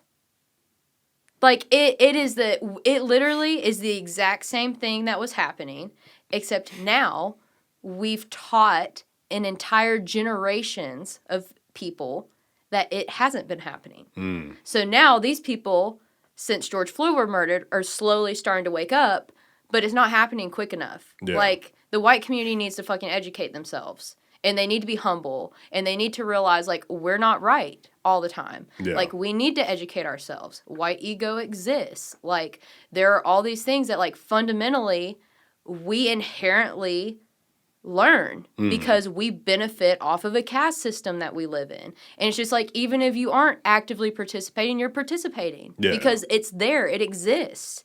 So it's like, that's why I'm really trying to educate myself. Because I'm just like, I need to be aware. Like, if I'm going to make a difference and actually change shit, I have to actually be aware of the shit that's happening. Yeah. And I by no means am like a genius or a specialist or know all the things, but I'm trying to educate myself. Like, I'm open to hearing people be like, no, actually you're wrong, or no, like how you're saying that could be offensive. Like, I want people to tell me, like, I want to actually do the right thing and actually help and actually make a difference, and not sit here and be like, oh, I'm going to, but I'm not going to take anybody's advice or listen to anybody or, be humble. Like, and that's why I was saying back to the wreck, like, being so humbled and humiliated at like such a, like, it was such just like a, I don't know, my whole life I've been an athlete. My entire life. Always did CrossFit, always did like co-ed sports, was very athletic, very in shape. I was doing like 20 pull-ups, run like a 6:15 mile. Like, I was always in great shape. So for the very first time in my life ever, to not be able to like make my body move, it's like, it really, like, I don't have words to explain like how humbling it was, but that really made me realize, like, no, you have to be, and especially my experience too. Like, I don't have insurance. So when I got in my wreck, I got the bare minimum care. I didn't get physical therapy. But the people that got in the wreck with me that had lesser injuries than me got 12 weeks and 16 weeks of it. Dang. Because they had insurance. Yeah. I didn't get surgery, even though I needed it. Yeah. I didn't have insurance. So, just like... How do you feel now? I'm basically... My last two vertebrae don't have discs at all anymore. Oh my God. And the doctor is kind of like, I don't know how you're fucking walking. Your nerves must be dead. And then my pelvis was like shattered. And my sacrum, which connects your pelvis to your spine, was also fractured. So basically I just feel pain like all the time, every day. And it's been something that, I've been reading about like radical acceptance and like how radical acceptance can change your life. And I was like, you know what? I need to just radically accept that I will be in pain every single day for the rest of my life. But it's just like, in the moments when I can accept that, I can forget about it. Yeah. But it's like in the moments where it's like that's all I think about and I fixate on it. And I just want to like, lose my mind. I want to just like scream, Because it's like I can't run now. I can't exercise anymore. Or unless I'm doing like yoga or I'm walking. You look fantastic though. I've been trying to eat healthy since I can't be lifted and stuff. But it's just been an adjustment, and that was kind of like my outlet too. Working out and running was like my outlet. So to just like readjust.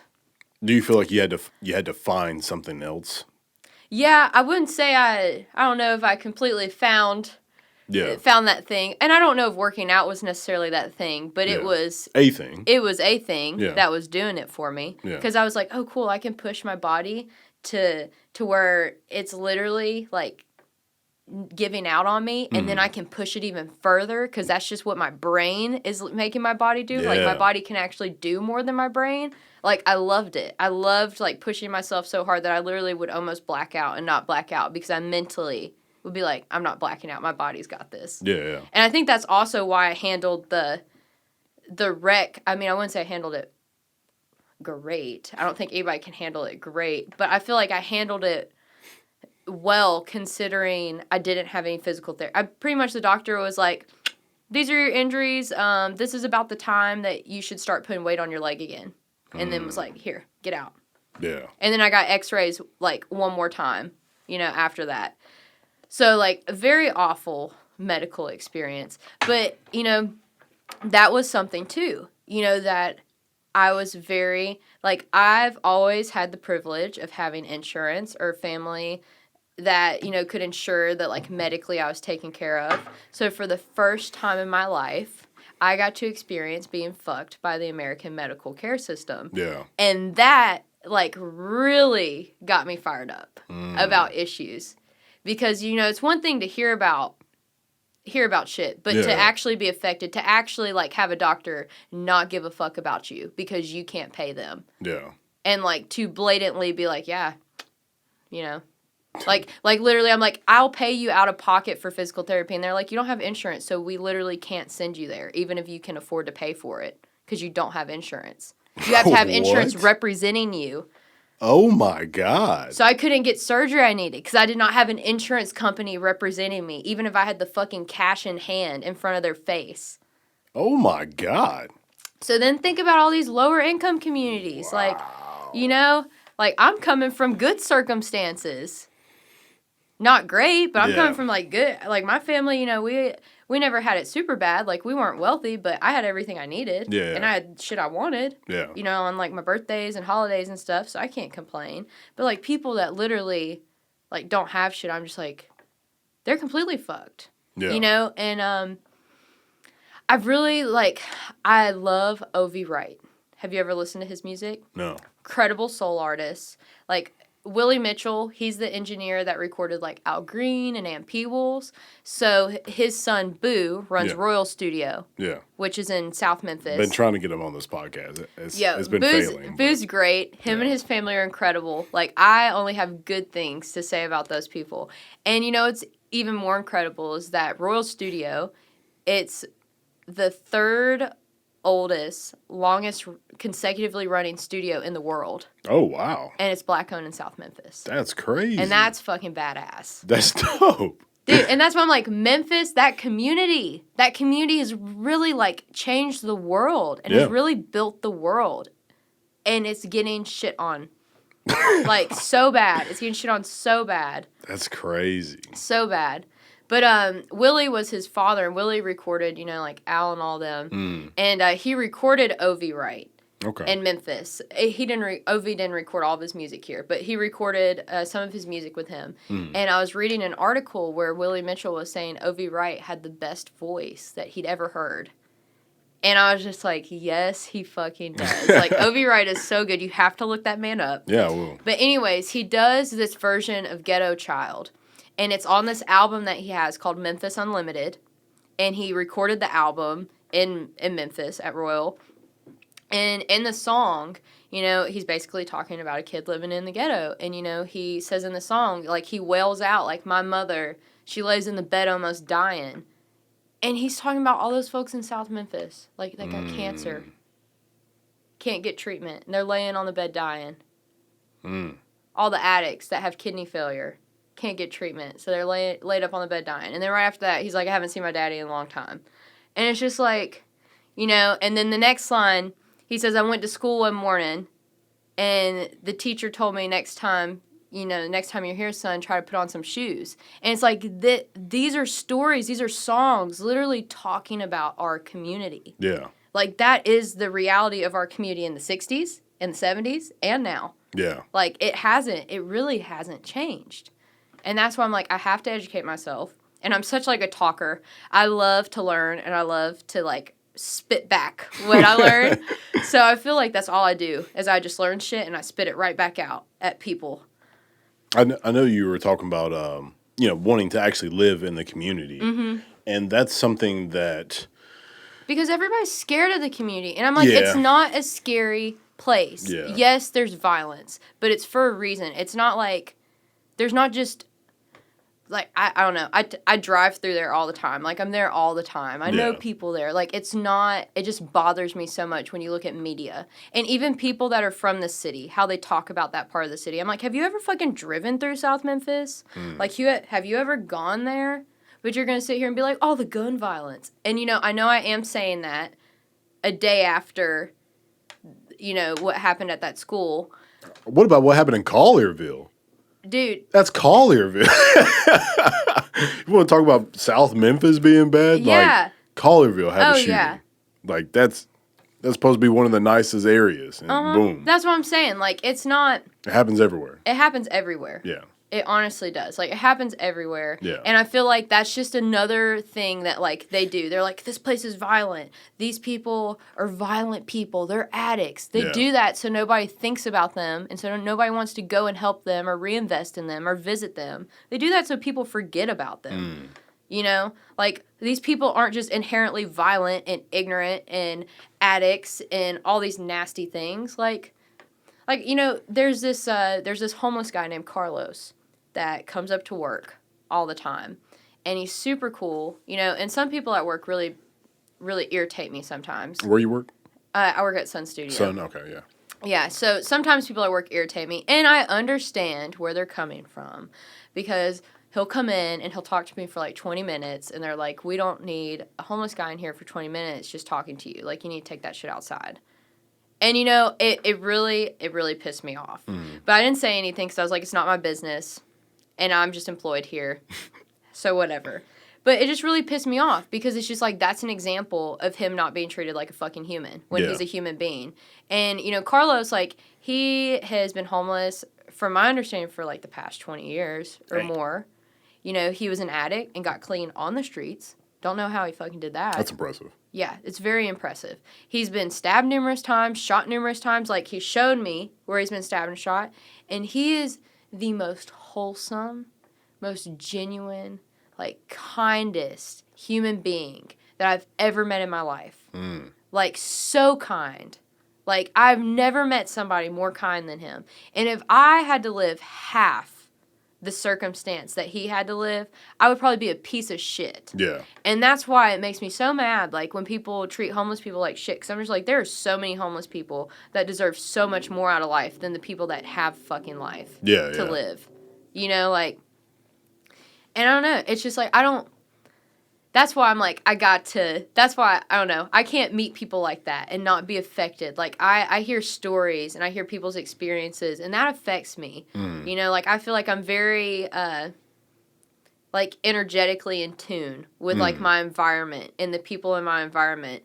And, you know, I live in Walls, Mississippi. So I take 3rd Street basically to, all the way down till I get to work. Like, I'll take 3rd Street to East Macklemore if I'm going to Midtown, or I'll take 3rd Street all the way down till it turns to BB King, you know, when I'm going to Sun. So I'm driving through that community every single day. And I see the issues every single day. And I also see the potential. Like, I drive through that community, and I don't see a bunch of empty lots and, you know, just like vacant buildings and violent people and people that just don't want to help themselves because they don't want to work and they want a government paycheck or whatever the fuck people want to say.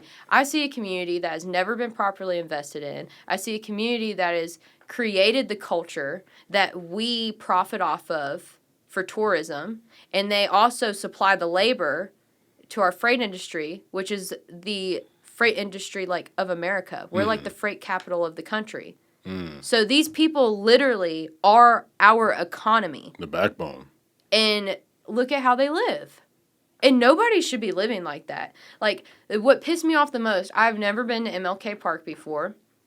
And 3 weeks ago I went for the first time because I was like, I want to go. I was just exploring. I was like, I've never been to this park. I've been to a couple of the other parks in South Memphis, but I've just never been to the MLK Park. So I went there, and I'm pulling up, and I'm like, is this really, like, the driveway to get here? And I was like, no way. And I'm like, my GPS has got to be wrong. Because I'm pulling up, and I'm in the driveway to the Valero oil refinery. And then 150 yards before you get to that chain link gate, there's a fucking split off that goes to MLK Park. And I'm just like, they built that shit there on purpose. You know? And it's just like, I'm going to get that fucking oil refinery shut down in my lifetime. I'm going to get it shut the fuck down. I'm like, Valero, I'm coming for you. I'm like, man. Get your South Memphis location shut the fuck down. Yeah. Is this, so I go to, you know, is this close to President's Island? Okay. So I have to drive over there 'cause I work for Owens Corning, and there's their asphalt plant is down that way. So I kind of know what you're talking about. It's like you drive over the train tracks. Now, where is it from there? 'Cause I think that Valero's like right. Yeah, it's so literally like you go into the Valero driveway, and it literally like splits off to MLK Park. Like they share a driveway. They share a driveway. That's so that wild. refinery has taken 10 years off of every South Memphian's life. Yeah. And they put that bitch right on MLK Park for a reason. Because, like, historically, that land there, too, like, you know, Chuckalissa is there and everything. And, like, historically, all that land was, like, indigenous land before plantations got put there. And those were all plantations where all those freight refinery, and all the factories and stuff are over there. So that's also like another example of like systemic things like happening in a community. Because that's what I'm trying to do too. I'm trying to like really research Memphis history. Because I'm like, okay, how do you actually like fix a problem if you don't know how the problem was sourced? Yeah. So I'm really trying to like do due diligence, because I want to do things right. I don't want to be one of those people where I'm like, oh yeah, I'm helping, and I'm really like hurting more than I'm helping because I think that I'm helping. Like I want to actually. So how do you feel about all this knowledge you're gaining? Because I heard something one time and I completely agree with it. It was like the more knowledge you get, like the more sad you become. It's because you find out things. It's like, when you're a little kid, you think your family's great, nothing's wrong, and then you find out, your dad beats your mom and all this kind of stuff. It's like the more knowledge you gain, you actually end up becoming more sad because you learn about all these bad things. But you don't seem like you're sad. You seem more fired up to make change. I definitely get very sad. Yeah. Like I will say, like I would say that I don't know. I may be bipolar. I may not. But I definitely have periods where I have tons of energy. And I'm like a workaholic. And then every once in a while, I pick up on patterns. Yeah. So I'm like, I'm very self-aware. So I notice patterns with my own like behaviors. And I can tell when I get in a slump. I definitely think being so aware of current events and how people basically just get fucked any which way around, whether it's like spiritually, emotionally, physically, mentally, or all of them, it definitely does wear on me. But I also look at it like this, like, if I'm not actively, like, actually making change, like, physically, like, tangibly, I'm not tangibly making change, then the bare minimum that I can do is bear fucking witness and be aware of it. Because I'm actively participating in this system of, racism and white supremacy if I'm not aware of how it's affecting other people. Like, if I do not educate myself about what it's like to not be white in this country, then I'm participating in it. If I'm not aware of what's happening to those people, then I'm participating in it. Yeah. Like, just because it's mentally hard or it makes me depressed, like, how the fuck does it feel for people that get brutalized by the police, or people that do live in communities that systemically for generations have never been properly invested in? Yeah. Like, how can I sit here and be like, oh yeah, it's too hard for me to learn about what's going on because it makes me sad? Yeah. Like, I'm not living it. Those people are. So the least I can do is fucking bear witness. And if it makes me sad, then I can feel that, and then I need to take that shit and use it. And I was reading about where there was this mental health specialist that was talking, she was giving like a brief, and she was talking about how all these white people keep using their mental health as an excuse to not get involved politically and to not do shit about the issues in this country in regards to racism. Yeah. And she was like, it's not an excuse. She's like, your depression and your bipolar disorder is not an excuse to allow atrocities to happen to human beings. Yeah. It's not.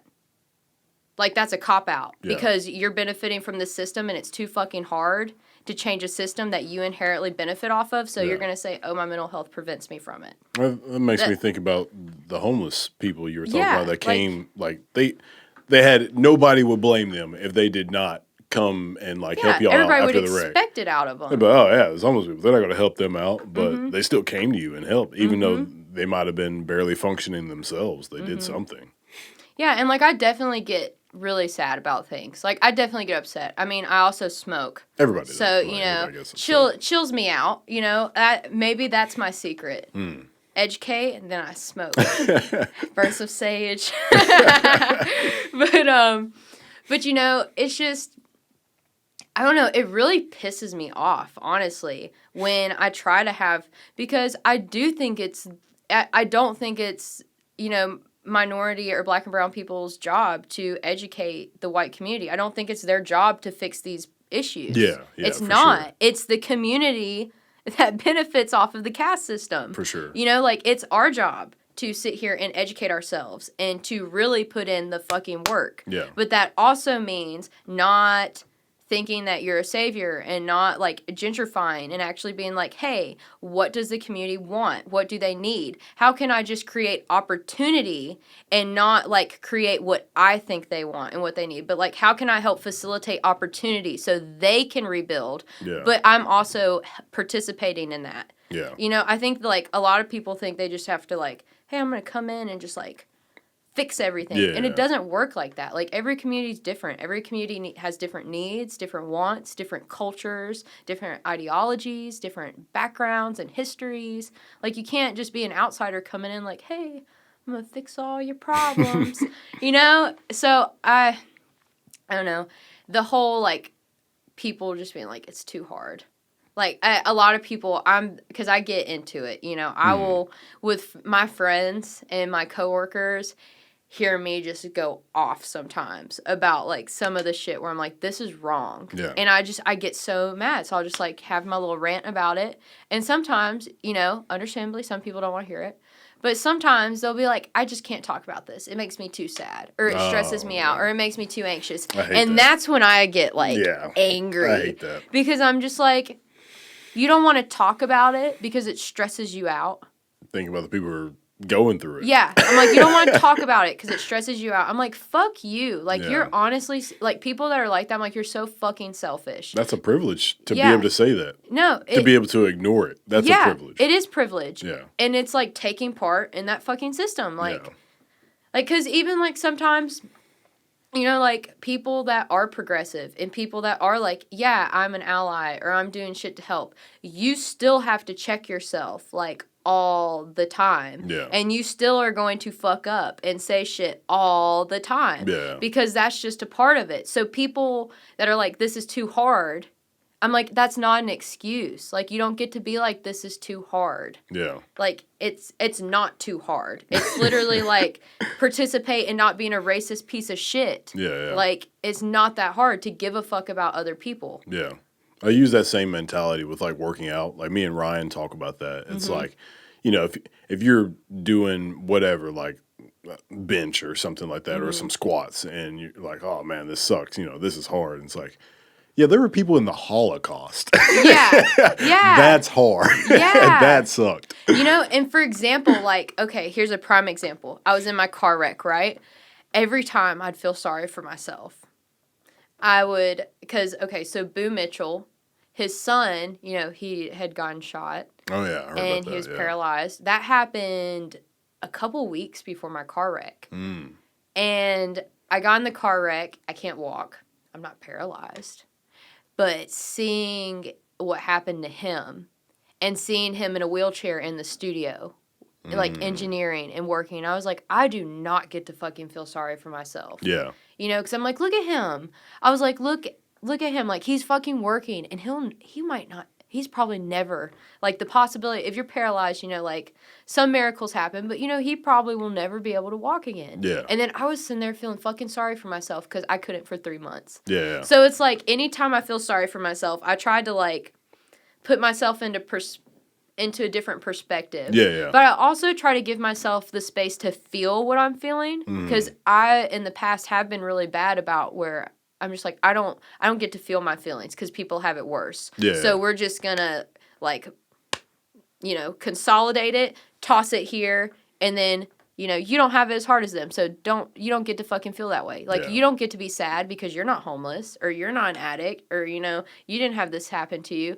So anytime I would feel sorry for myself, I would try to think of somebody that had it worse than me. Yeah. But I also was doing it to the point to where it wasn't healthy because I wasn't feeling my feelings out. I was just like, my feelings aren't valid because I don't have the hardest life out there. Yeah. So it's like, it was finding balance for me in regards to that. Because it is hard. Like, sometimes I do feel like I torture myself with how much knowledge that I read in terms of, like, current events and statistics. Like, just reading about the statistics on, like, what happens to people in this country. Yeah. And, like, just in our community, like I was saying, how many people go hungry. Like, 1 in 3 kids starved in our city. That's too many. 1 in 3 kids. Like... That's way too many. You know? That's something that, again... And how do you expect them to learn? Yeah. We're like, go to school and sit down for 8 hours while you're starving and use your brain. Yeah. Like... That's something where I believe the whole capitalism thing. Like, if make as much money as you want, have as much money as you want. But I do believe that at a certain point, somebody who has that kind of stuff has to be like, okay, I'm making this much and I still have it. That means I'm not spending all of it. Why not Exactly. help out the people who probably need it? But see, if they actually got taxed at a flat rate like the middle class did, we'd have the funding to have government programs that actually worked. Yeah. You know? But I think that, I don't know, I've been doing a lot of research too on like urban farming and like what other cities that are having similar issues are doing and like getting creative in regards to that. And that's another reason why I really want to buy a home and live in that community. Because I was like, I could use my whole front yard as a community garden. You know, I've never even heard that term I was before. like, I don't even have to like go buy a lot. Like I can have a community garden in my front yard where anybody in the community can just come up and, take food that's free. Yeah. And it's just, I have so many ideas, but I was like, I need to actually get involved, like physically, tangibly. I need to be a part of the community because I can't just be an outsider coming in with all these ideas thinking that I'm going to fix shit. Because that's part of the thing where I was like, I have to educate myself. I can't just like rush in to helping because that's not really helping anybody. Yeah. That's hurting people. Yeah. Trying to be a drive-by Patreon. I'm like, no, I want to practice what I preach. Like, I want to lead by example. I don't want to just talk about it. Like, I want to live the values that I speak. Have you talked to anybody about trying to start some sort of, movement, some sort of plan or anything like that? I haven't, and that's kind of what I feel like the past couple months I've really just been like reading and watching videos, and now like I'm trying to start like meeting people that are already doing some of those things because there are like things already happening in those parts of the community. Like I'm not the first person to have a good idea on what could happen to the community. So there's people that are already doing stuff. So I definitely want to reach out and like get more involved with the programs that already exist in the community that's already kind of doing that because I want to be a part of it. I don't want to create a community on top of one that already exists. I want to be a part of what exists. Yeah. I want to coexist. Correct, yeah. Yeah. Do you think that you could benefit from, like, looking at what other people are doing in, like, I don't know, like Detroit? Detroit's a pretty bad city. And as we talked about, like Skid Row for Los Angeles. Do you think those help, or do you think you really just need to specialize in what's going on in Memphis to help Memphis? It's definitely given me a ton of ideas. I do think that every city does, like I was saying, has its own individual needs.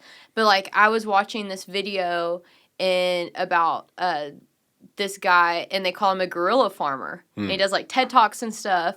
And he basically started, like, guerrilla farming. He was finding indigenous, like, he would buy indigenous heirloom seeds for indigenous plants that were native to the area that they lived in.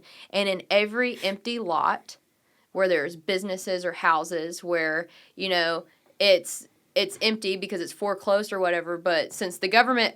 It's real funny to me how the government can own a building or a property and it can look like shit. But if you own a property and anything is out of order, the government's like, give me some money. Yeah. Yeah. But then the government, and this also gets me too. So this guy, he's called a guerrilla farmer because he's planting these seeds on like vacant properties that the government owned.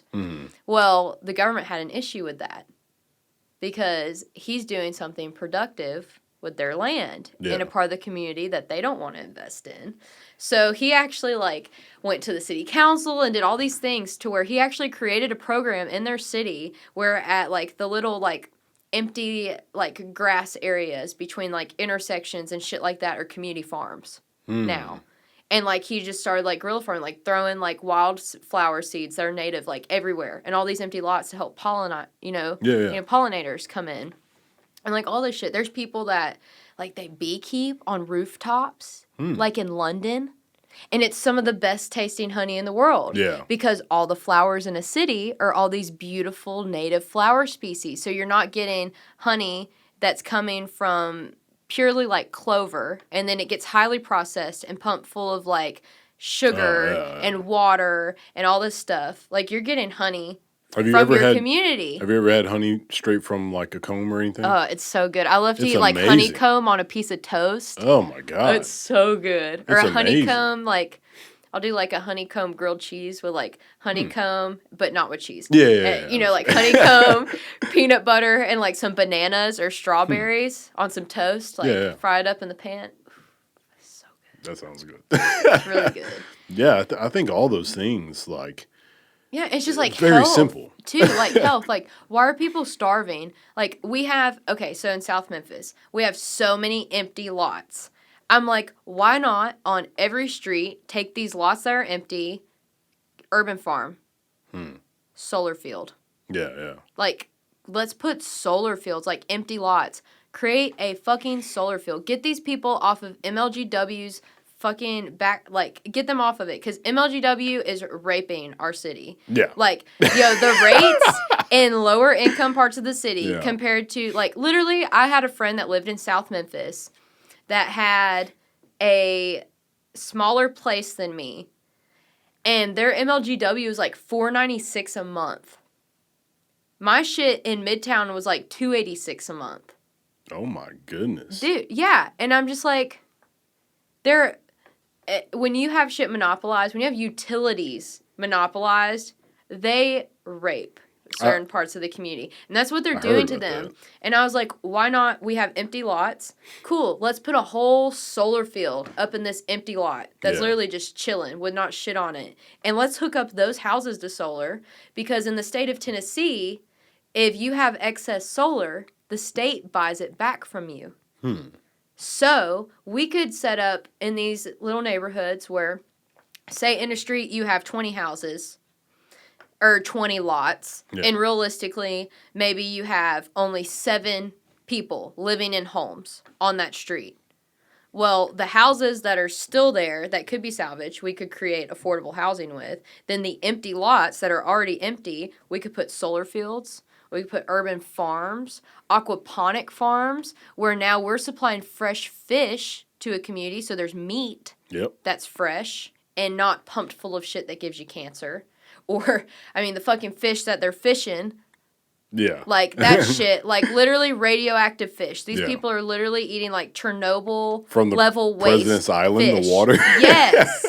Like, these people are literally, I can't. Like, Yeah. I was like, so why are we not doing these things? Because if they had the food, they don't have to buy food. Their mental health and their physical health would definitely improve. Yeah. Because some people, the closest store to them is 7 miles away, and they don't have a car. Yeah. The bus system sucks. Yeah. Like, really sucks. And the store that they have is a fucking corner store. Yeah. So all they have is soda, highly processed meats, And bread. and sandwich meats, and snacks, and like all this stuff. They don't have fruit. They don't have vegetables. They don't have meat that literally does not contain nitrogens or carcinogens, which is literally like that's what gives you cancer. Yeah. Like it's a carcinogen. Like that's what it is. That's what it does. And it says it on the package, like, here, eat cancer. Yeah. And that's all they have access to. So I'm like, we do need to start urban farming. Like, and not only that, but with how the environment is right now. Like, climate change is happening. Whether people want to wake the fuck up and realize that science is real or if science is political, that's up to them. But, like, climate change is happening, whether people get with it or don't get with it. And the U.S. just this year did not produce enough food for us. So you know what that means? This country's wealthy, so they're going to be buying food from countries that already don't supply enough food for themselves. And food prices are going to go up astronomically. And within the next 10 years, if you look at how climate change is going to affect agriculture across the world, food will be a commodity. It will not be an accessible thing for all people. Man. So we have to start reinvesting in lower income communities in terms of like food. Because those people are already starving. Yeah. And they're definitely going to be the first ones to get hit in regards to that. And if we had urban farms, we'd have more restaurants pop up. We'd have fucking food trucks that are like grocery stores on wheels where they pull up in neighborhoods where folks don't have cars or people are old, and it could be pay what you can because it came from a community garden. You know, like heirloom seeds. Like, there's so many things we could be doing. Like, and they just don't. And, That's the crazy part. In Tennessee, it's legal to collect rainwater because, fun fact, in America, it's not legal to collect rainwater in some places. Yeah, that's a law that needs to be fucking changed. What? Because that's a natural thing. You can't tell me I can't have water. Like, the fuck?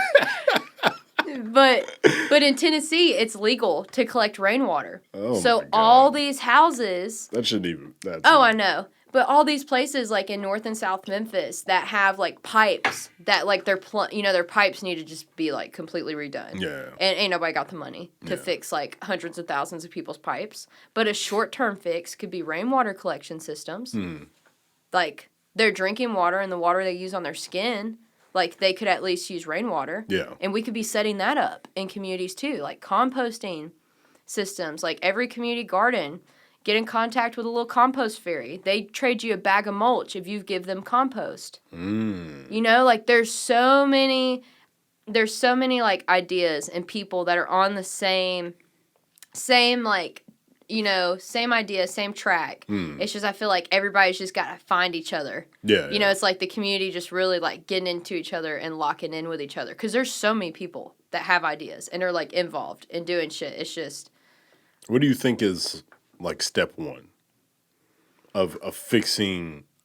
You know, you can't fix every issue at the same time, but like, what do you think would be like the easiest one to target? And like step one, we just do this. Step one, I would say, are 3 basic survival needs. Food, water, housing. Yeah. If you don't have clean water, you don't have accessible, clean food, that's quality food, you're fucked. Yeah. Your health is fucked. Your mental is fucked. Everything about you is fucked. You're fatigued. Like, how are you going to learn? Like, that's my thing, too. Like, people are starving. If we got 1 in 3 people fucking starving, and you're wondering why they're fucking violent. Yeah.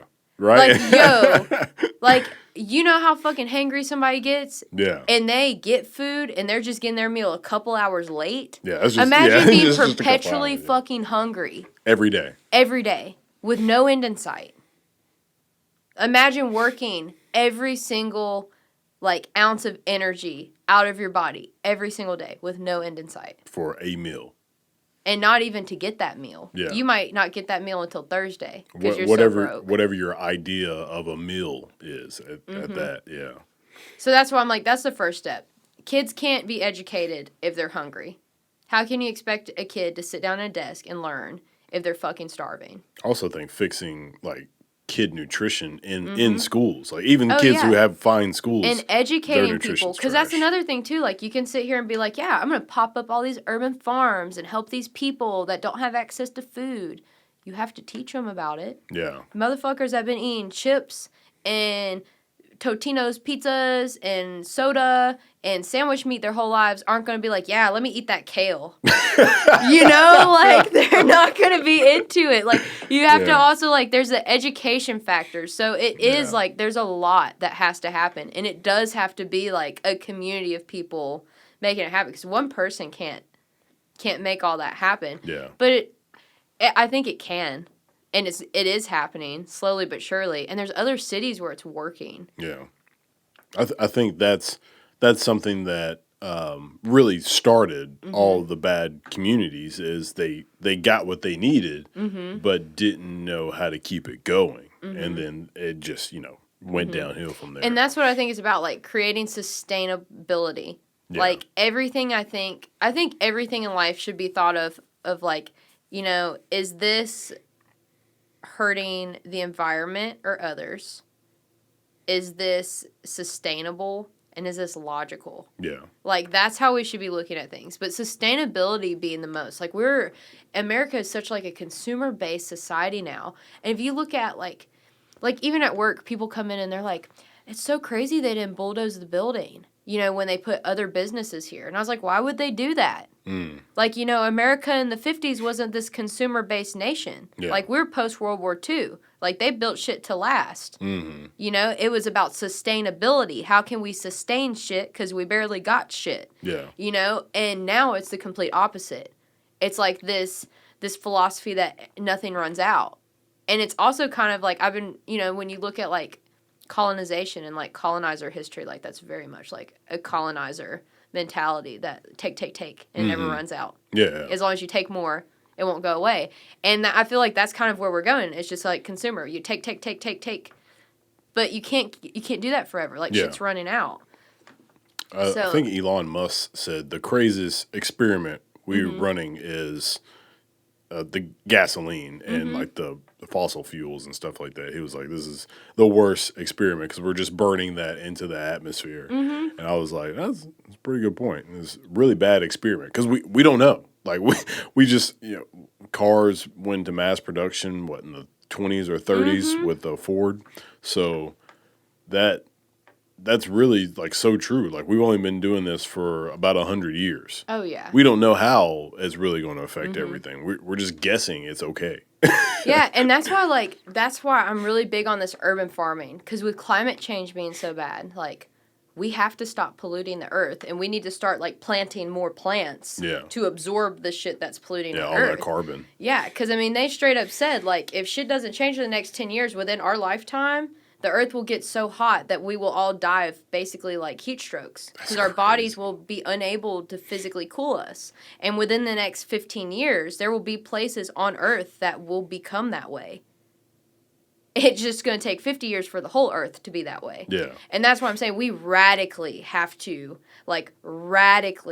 change the way we culturally like look at things and handle things. Yeah. And honestly, the government has to change too. And I don't mean change, like government slick does need to be abolished, and everybody's like, abolish. And it's like, no, it does. Like in terms of like, yeah, we need to abolish the fucking caste system that our government like built and created and is, doing all this shit off of. Like, there's just so many things that need to just be like, we need to eradicate and start fresh. Yeah. Because you can sit here and like chop the weeds all day. You could cut the kudzu, but you got to pull that shit out from the root or it keeps growing back. Yeah. And I feel like you can't fix something that's foundationally corrupt. Absolutely. And I believe that if people just take it like one step at a time, that's why I was asking, like, what do you think is the first step? Is because I think a lot of times people try to bite off more than they can chew, and then it fails, and then they feel like a failure, so then they just give up. But if you come up with a plan that's like, all right, we're going to do this one thing, and we're going to do this one thing really well, and then we're going to go to the next thing, and we're going to do this one thing really well, and then we're going to, like, you just have to build that system, because when people just try to, like, as I think you were talking about that earlier, just try to change everything at one time and think you can fix everything at one time, it doesn't work. It's never worked. Like, no, it doesn't. Like, you can't just be like, yeah. Like, you have to work towards it. Yeah. And I believe that it can be done, whatever it is, fixing shelter, giving people good housing and all that stuff. But as we were talking about, like, it has to revolve around sustainability. Like, you gotta educate people, you gotta help them, you gotta give them the resources to be able to continue what they're doing. Because if you don't, then it's just gonna go back to the state that it was in, and they're not going to be able to do it, and they're not going to be able to help themselves. Yeah, and it's just like there's this one lady, I think it's in Philly. I want to say she's in Philly. But this one lady, she started a community garden and an urban farm, and it's all medicinal herbs. And she has a drying hut full of like a library of books on how to create natural medicine. And it's just shit like that. I'm like, honestly, like giving people back the power. Because even like, it's not just lower income communities that are getting fucked. I mean, like, look at the middle class. The middle class. Like, look at the middle class in terms of food quality. Like, the food that we are given as a society is literally killing us. It's giving us heart disease and cancer. And, the same... I was watching, like, I've been researching this a lot. So, like, a lot of the meat companies fund the National Organization for Heart Disease and breast cancer. I've heard about that. So, they fund those places, right? So, then you go on those places' websites, and the very first recommended meals they tell you to eat, if you have heart disease, is a meal with sausage. Well, what does sausage say on the package? Sausage says on the package contains nitrates and carcinogens. Nitrates and carcinogens are what are in cigarettes. Like, that's literally what a cancer-causing agent is identified by is a carcinogen or a nitrate. So the number one thing that's proven to give you heart disease, they're recommending, the people that are supposed to be treating people with it and helping people with it are recommending you eat it. Because the pharmaceutical companies make money off of you getting sick and dying. Yeah. You know? And it's just like all these different things are just like all playing into this giant puzzle piece. Yeah. You know? And it's just like it's... And so many people are unaware of it because they're forced to work so much, to have no quality of life, to not have the things they need, to eat food that literally is poisoning them and draining their energy and fatiguing them. Yeah. And then denying them access or knowledge to any of that information unless they just, like, wake up with fucking clarity one day and decide to do their own research. Yeah. Like, there's just so much shit that is not okay. Yeah. What kind of foods do you eat, like, I guess, on a daily basis, your regimen of, like, what you try to eat? So I'm definitely a Memphian. Like, I love barbecue, love fried chicken. Like, fried chicken, honestly, is one of my favorite things to fucking eat. But also, I was trying to go vegetarian for a while. So when I went vegetarian, I watched, like, tons of hours of animal farming videos because I was like, I'm going to brain fuck myself, so I never want to eat meat again. So sometimes I can't eat meat because it, like, makes me nauseous because I think about, like, the animal farming videos. But sometimes I do crave it, and I'll eat it. Yeah. So I'm kind of, like, half the week, I eat meat as I crave it. But for the most part, I love all fruit and all vegetables. Like, not picky. I'm picky about, like, condiments and sauces and, like, unhealthy shit. Dude, I hate arugula. I love arugula. Me and Rachel just hate arugula. I love it. Oh, my God. It's awful. I love it on a burger. Oh, my Like, on God. a burger, man, Belly Acres has this burger where you could get a slice of a tomatillo on it. So I'll get, like, charred jalapenos, arugula, and, like, sliced tomatillo and guacamole. Oh, my so God. good. It's like a taco burger. It's great. Yeah, that's something that I've been really mindful of is, you know, just looking at the quality of the meat that I eat. Yeah. Just the source of it, you know what I mean? I'm very picky about what I eat in regards to that. So, like, Yeah. if I'm buying my food, obviously if I eat out, you can't be as picky when you eat out. So when I eat out, I take that L. But you can choose where you go eat as well, Exactly. So, like, today I got Juice Bar for lunch. Like, sometimes I'll go get raw grills. But, you know, sometimes those should be expensive. So, you know, I don't do it all the time. But a lot of times it's cheaper to go to the grocery store and, like, get it yourself. Yeah. But honestly, like, I do have the privilege and the ability to go drive to Whole Foods and buy meat and vegetables there. I mean, that's 45 minutes from my house, but I drive out there because I work when the farmer's market happens. So I can't go to the farmer's market or else I'd be going there for my shit. But so basically, I've always been a healthy eater. Ever since I was a kid. I was really weird when I was a kid. I only ate fruit and, like, Cheerios. I would not eat meat as a child. Like, honestly, I didn't start eating meat until I was 12. Because I knew it was an animal as a kid, so I wouldn't eat it. Oh, wow. Yeah. So, and then my mom got with my stepdad, and he's, like, hunts and does all this shit. So, obviously, starting, like, meat when he came into the picture.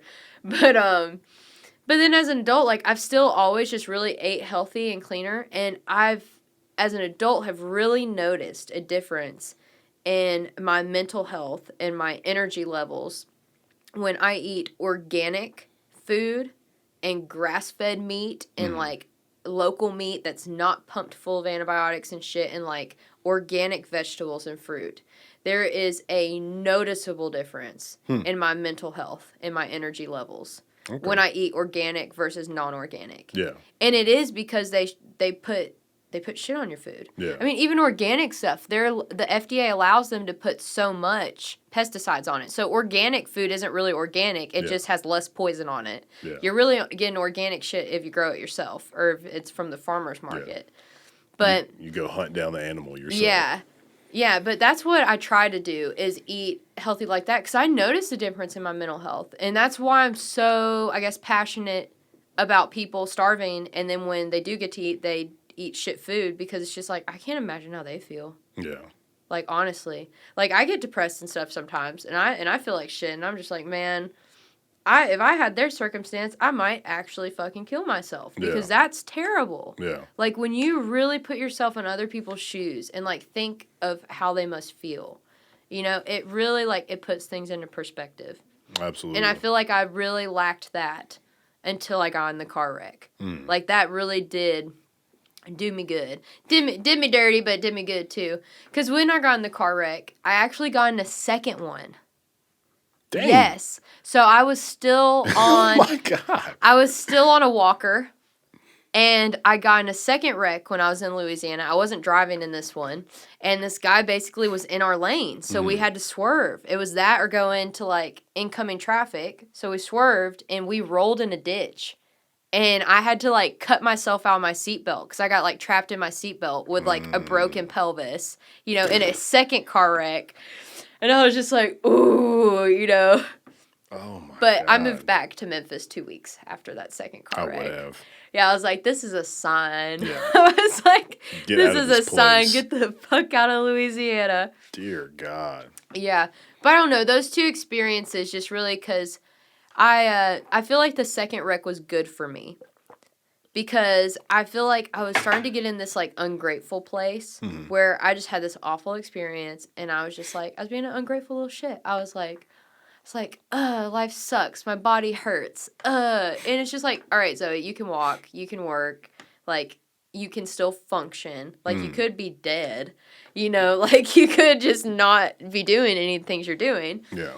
But that second wreck, it really made me realize, like, no, like, get out of your head. Stop feeling sorry for yourself. Like, you don't get to feel sorry for yourself. You know, like, feel your emotions, but then get the fuck over it and, like, do something about it. Because I don't know, I was starting to, like, slump back into, like, that negative, like, I was ungrateful that, you know, because I was so mad about my medical experience. And then I was, like, in another city, staying at a family's house that I didn't know, that's way different from my family. And it would have been hard enough staying with my family during that, let alone, like, somebody else's. Yeah. So I was definitely getting in this, like, very ungrateful mindset. And that second wreck, like, it popped me right out of it. It was like, nope, girl, you need to be grateful. You need to express gratitude. Yeah. So, I don't know. Humbling experiences. I feel like I get humbled often, so it keeps me on my toes. That's good. Yeah. That's good for everybody. It is good. I want to be a person that, like, positively contributes to the world. I want to leave, like, a legacy of positive contribution. Yeah. Like, I don't necessarily want to be, like, remembered, like, oh, Zoe this, Zoe that. Yeah. I want people to remember, like, the change that was, like, instilled. The impact, not me, but, like, the impact that was left or that I had. That's my goal in life. Like, I want to positively impact the world. I'm not going to limit myself to the community. I'm like, the world. like the whole world. All right. Well, I'm going to have to end this. Yeah, I'll talk forever. I'm like... I don't know if you have anything to promote. A lot of times I have people, they promote stuff, or musicians or whatever, but do you have any? I'm learning to be an engineer at Sun Studio, so if you want to book and record a session that I assist on, you can, but that's really all I'm doing. So are you currently in the works on anything community-wise, or you're still just learning? You're still trying to... Still trying to get involved. Basically, my goal right now is to meet people and, like, learn about the programs that are already happening. Because I know, like, I've just been really busy with work the past 2 weeks, but I've really been wanting to reach out to, I can't think of her name right now, but the lady that runs the Carpenter Garden. I think it's in Binghamton, I believe. Okay. But it's like a community garden where she's set up, like, they have pop-up farmers markets, and she has, like, an educational program for the kids, and, like, really great stuff. And, like, similar like, things that I would like to happen, like, in other parts of the community here. So she's definitely somebody that, like, I really, really want to reach out to and meet. I just have been too busy to actually reach out yet. We'll see if we can get that arranged or something. Yeah, make it happen. All right. Well, thank you for everybody tuning in. This was Zoe, and we'll see y'all next time.